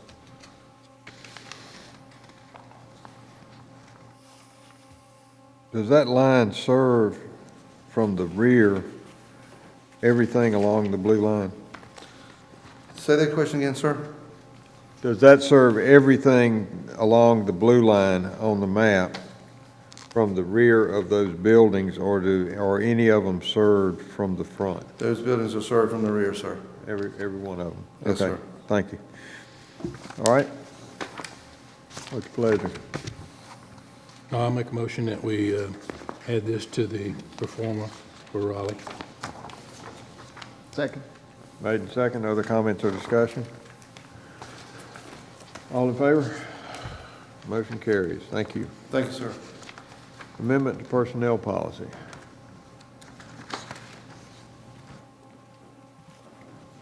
Good evening, Mayor, members of the board. I come to you tonight on behalf of our Human Resources Subcommittee of the management team, who typically look at personnel issues or personnel policy amendments that we find necessary. One of the policy amendments that we had identified as something that we thought needed to be addressed was the benefits provided to employees who are called upon to work on holidays. Whether that be a regular scheduled employee such as a firefighter or a police officer, or a public works employees or any other employee that had to come out on one of the actual holidays. In investigating this issue, we looked at what a lot of the other municipalities were doing, and we found that most of the municipalities do provide some type of added benefit to those employees who are working on an employee on a holiday. Most of those are in some type of time and a half compensation or something very similar to that. In response to that, we did conduct an informal survey of our emergency workers that are regularly scheduled on those who are most directly impacted, and we surveyed them to find out what their desired, that had a preference between compensation or time off as it related to those holidays. And overwhelmingly, the response was that they wanted to receive the time off as compared to the compensation. So what we have prepared for you tonight is a amendment to the personnel policy that takes the concept of when an employee is working on a holiday, that they receive an additional half-time compensation. As the policy is written here, that's in the form of compensatory time, which has a benefit of allowing employees to accrue some compensatory time for working on the actual holidays that you see listed there in the policy. There's 9 days. That does not include, for example, Christmas, where there's a holiday. We observe the holiday the day before and the day after. For the purposes of this policy, it would just be Christmas Day, likewise for Thanksgiving. So that's how you end up with 9 of those days. If you look at the fiscal impact of the policy that we have proposed for you here tonight, the budget that has been proposed to you for the FY18 year will support this because it's a minimal cost. Really the only cost associated with this, since there's compensatory time being earned as compared to paying out the employees, may be the need to call back part-time staff or something such as that to work those vacancies. But that can be handled within the existing budget. So with that, that's an overview, but I'll be glad to answer any more specific questions you may have about the request in front of you. When they they work those hours, is a 12-hour a normal day? I know it is maybe for the It's based on the actual hours that they work on the holiday. So for a police officer, it could very well be 12 hours, which is a normal shift. For a firefighter, for example, if he comes in at 8, it may be from 8 in the morning to midnight. So it would be a little more than the 12 hours. It'd be basically whatever they work on the day itself. Well, the question I was getting to is how much of that time is considered overtime already? That's a very variable question depending on the work schedule of the employee. It all depends on, and I can speak most accurately to the fire scenario. It just depends on how many days falls within their pay cycle before overtime kicks in. Typically, the minimum schedule, they're going to work about 4 hours of overtime in a scheduled month, and it goes up from there based on the way the schedule of days falls in their pay schedule. If that helps any. It does. I'm not really asking these questions because I'm in opposition to this. I just want to understand it. Sure. So someone would pull overtime, would get time and a half plus half compensatory time. It's possible, yes, sir. Based on if I guess you could say if the planets all came aligned in the correct alignment, you're right. Where they could, if they were working enough hours in that pay cycle for the overtime rate to kick in, that would kick in, and this would be in addition to that because of those hours that were working on the actual holiday. And I'm assuming that calculation was used when you figured the cost of this. It was, yes, sir. That they would get time and a half plus halftime. Right, that's correct. Because there's not a change in the overtime rate would be consistent with what it is today. Right. This would they would just earn the comp time. Yeah, in addition. and I've got that. I just want to be real clear about what we're doing here. Other questions? Is there a time frame on the amount of when they could take that comp time? Within our departments, we currently, I don't know, and I may have to defer to Lisa, but I don't know that the policy actually requires the employee to take compensatory time before they take, say, for example, vacation. But as department heads, I can speak for myself and the chief, that's always a priority, that compensatory time is taken before vacation and holiday and or sick leave or something like that. And there's no carryover? Compensatory time can be carried over where holiday time cannot, which is a key part of that. If you can imagine the holiday, for example, Christmas is probably the best example that comes to mind. It falls right at the end of the year. Compensatory time is allowed to carry over. If not, the employees would only have just a couple of days to have to take that before it would expire. Other questions? Your motion? I make a motion we adopt the amendment to the personnel policy. Second. Made and second. Other comments or discussion? All in favor? Okay. Board appointments. Lisa? Yeah, we have appointments for all of our boards happening in June. These appointments, current term limits are ending the end of this month. On the planning board, we have Larry Ray, who has applied for the ETJ, and he would be a reappointment. Shannon Baxter would be an in-town representative, and she is new, has not served on a board before. Parks and Recreation Board, you have Foy Waters and Michelle Glidewell, both will be reappointments. And on the Board of Adjustment, we have Annie Moore as an ETJ, or I'm sorry, an in-town alternate, who would also be a reappointment. Point of curiosity, who is going off the planning board that doesn't want to get back on, and same for Parks and Rec? Sam Hayes is going off, and no one is going off the Parks and Recreation Board. They're both reappointments. I see that now. Thank you. All right. If I'd read the whole sentence, I would have gotten that. Okay, thank you. Okay. What's the board's pleasure? I make a motion we accept the appointments. Second. Motion made and second. Other comments or discussion? Oh, help me out. I don't remember how long these terms are. 3-year terms. Okay, thank you. All right. Any other questions? All in favor? Motion carries. Thank you. Joe?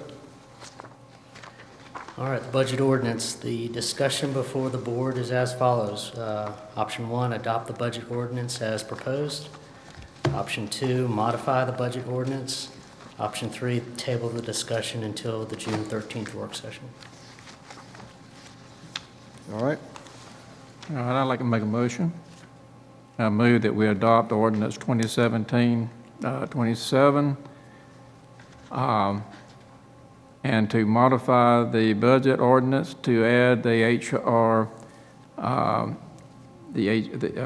make sure I get this right, the HR analyst deputy clerk as a full-time position.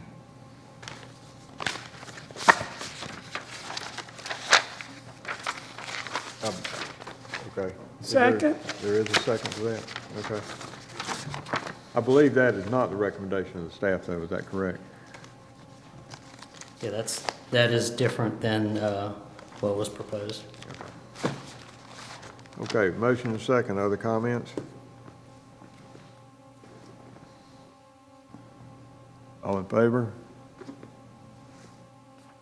Opposed?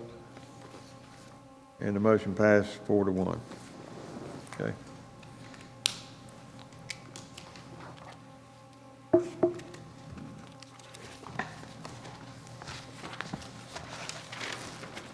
You got anything else, Joe?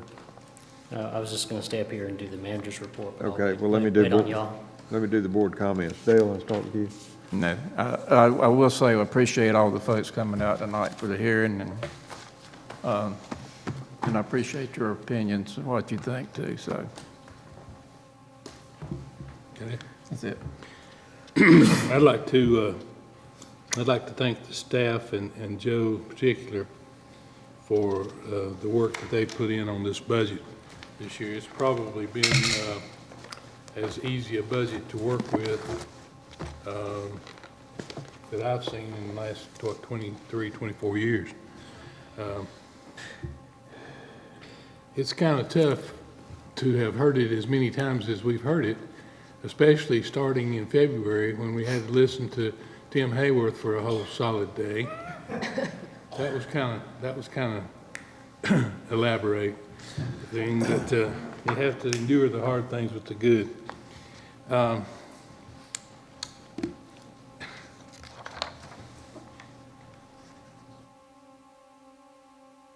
That's really all I have to say. Again, I'll reiterate the point of thanking each and every one of you for coming out tonight and speaking your mind about the Little River Dam. I think probably we'll get all this hashed out as time goes on, and everybody will be happy. I certainly hope so. Okay? Sorry. I want to thank everybody for coming out too, and thanks for your opinions. Thanks for the how you feel about the dam, and we're going to work on that. And I want to say, Chris, I've got new street lights on my street, and they are bright, and they're white, and they just got lit up. Thanks, thanks for doing that. You seen them, Beverly? Yeah, just in my bedroom window. That it? Yeah. Okay, Beverly? Great budget. Good job for Joe and the staff. Thank you. Glenn? I'd just like to thank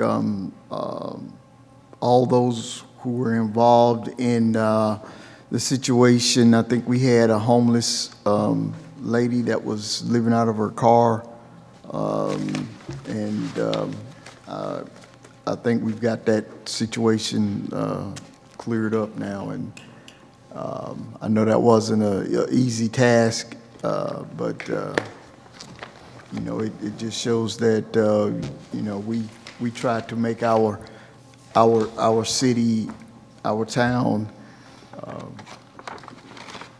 compatible to other places, and you know, mental illness is really a tough situation, especially with some of the laws we have now. But I just like to commend the staff on the work that they did to help that situation. Okay, and again, from my perspective, I thank all of you for coming, speaking your heart tonight.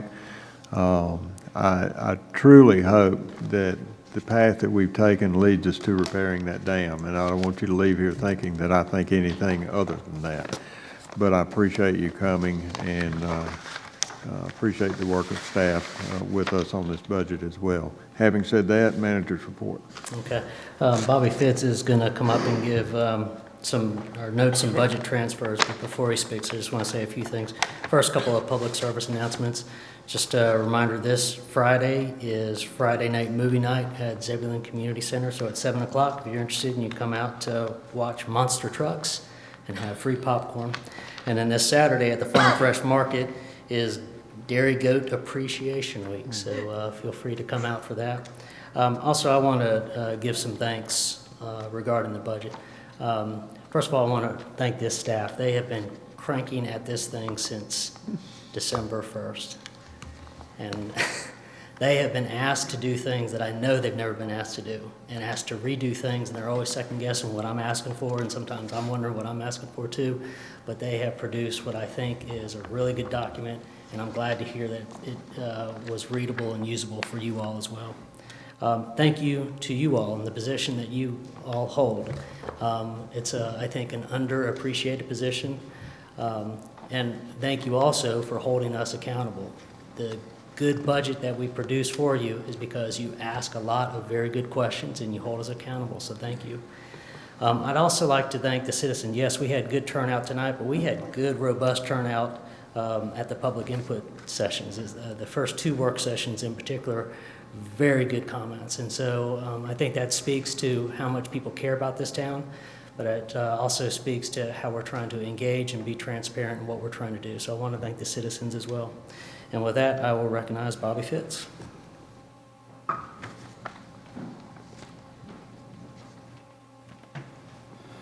I'll keep this brief as possible. I know everybody's ready to go, but it's a little bit more than last time. Just some budget transfers that have been done that need to be reported as part of the budget ordinance. And governing body moved $5,000 from group insurance to professional services, and finance moved $2,500 from contract services to contract services taxes.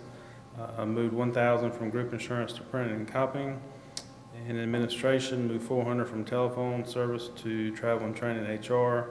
Moved $1,200 from newsletter to printing and copying. And planning moved $4,500 from salaries, $3,000 of that to vehicle maintenance and $1,500 to advertising. Moved $3,500 from group insurance, $1,000 of that to printing and copying, and $2,500 to professional services. Moved $100 from fuel to miscellaneous, moved $1,500 from retirement to professional services. In buildings and grounds, moved $400 from fuel to travel and training, moved $200 from fuel to cell phones, moved $1,000 from vehicle maintenance to equipment maintenance, moved $50 from miscellaneous to Greenway promotional printing, moved $50 from vehicle maintenance to postage, moved $300 from materials and supplies to Highway 64 beautification, and police moved $5,000 from fuel expense to vehicle maintenance, moved $1,500 from fuel to $1,000 of that to equipment maintenance, $500 to printing and copying. And fire moved $5,000 from salaries to part-time salaries. Moved $46.50 from fuel, $1,000 of that to vehicle maintenance, $2,000 to materials and supplies, $1,000 to contract services, $300 to inspections, and $350 to retention and recruitment. Moved $1,500 from insurance and bonds to vehicle maintenance. And streets moved $2,000 from insurance and bonds to group insurance. Moved $200 from materials and supplies to travel and training. Moved $1,000 from contract services to computers. And sanitation moved $700 from materials and supplies to computers. Moved $900 from materials and supplies to printing and copying. And Parks and Rec moved $1,000 from fuel to team uniforms. Moved $500 from fuel to vehicle maintenance. Moved $1,000 from group insurance to printing. And finally, I moved $1,000 from Triangle J to Wake County Dispatch. Thank you, Bob. Give out a breath. I did. Okay. All right. Is there a motion to adjourn? So moved. In a second? Second. We're adjourned. tell you something funny about somebody told me about Frankie. What it was,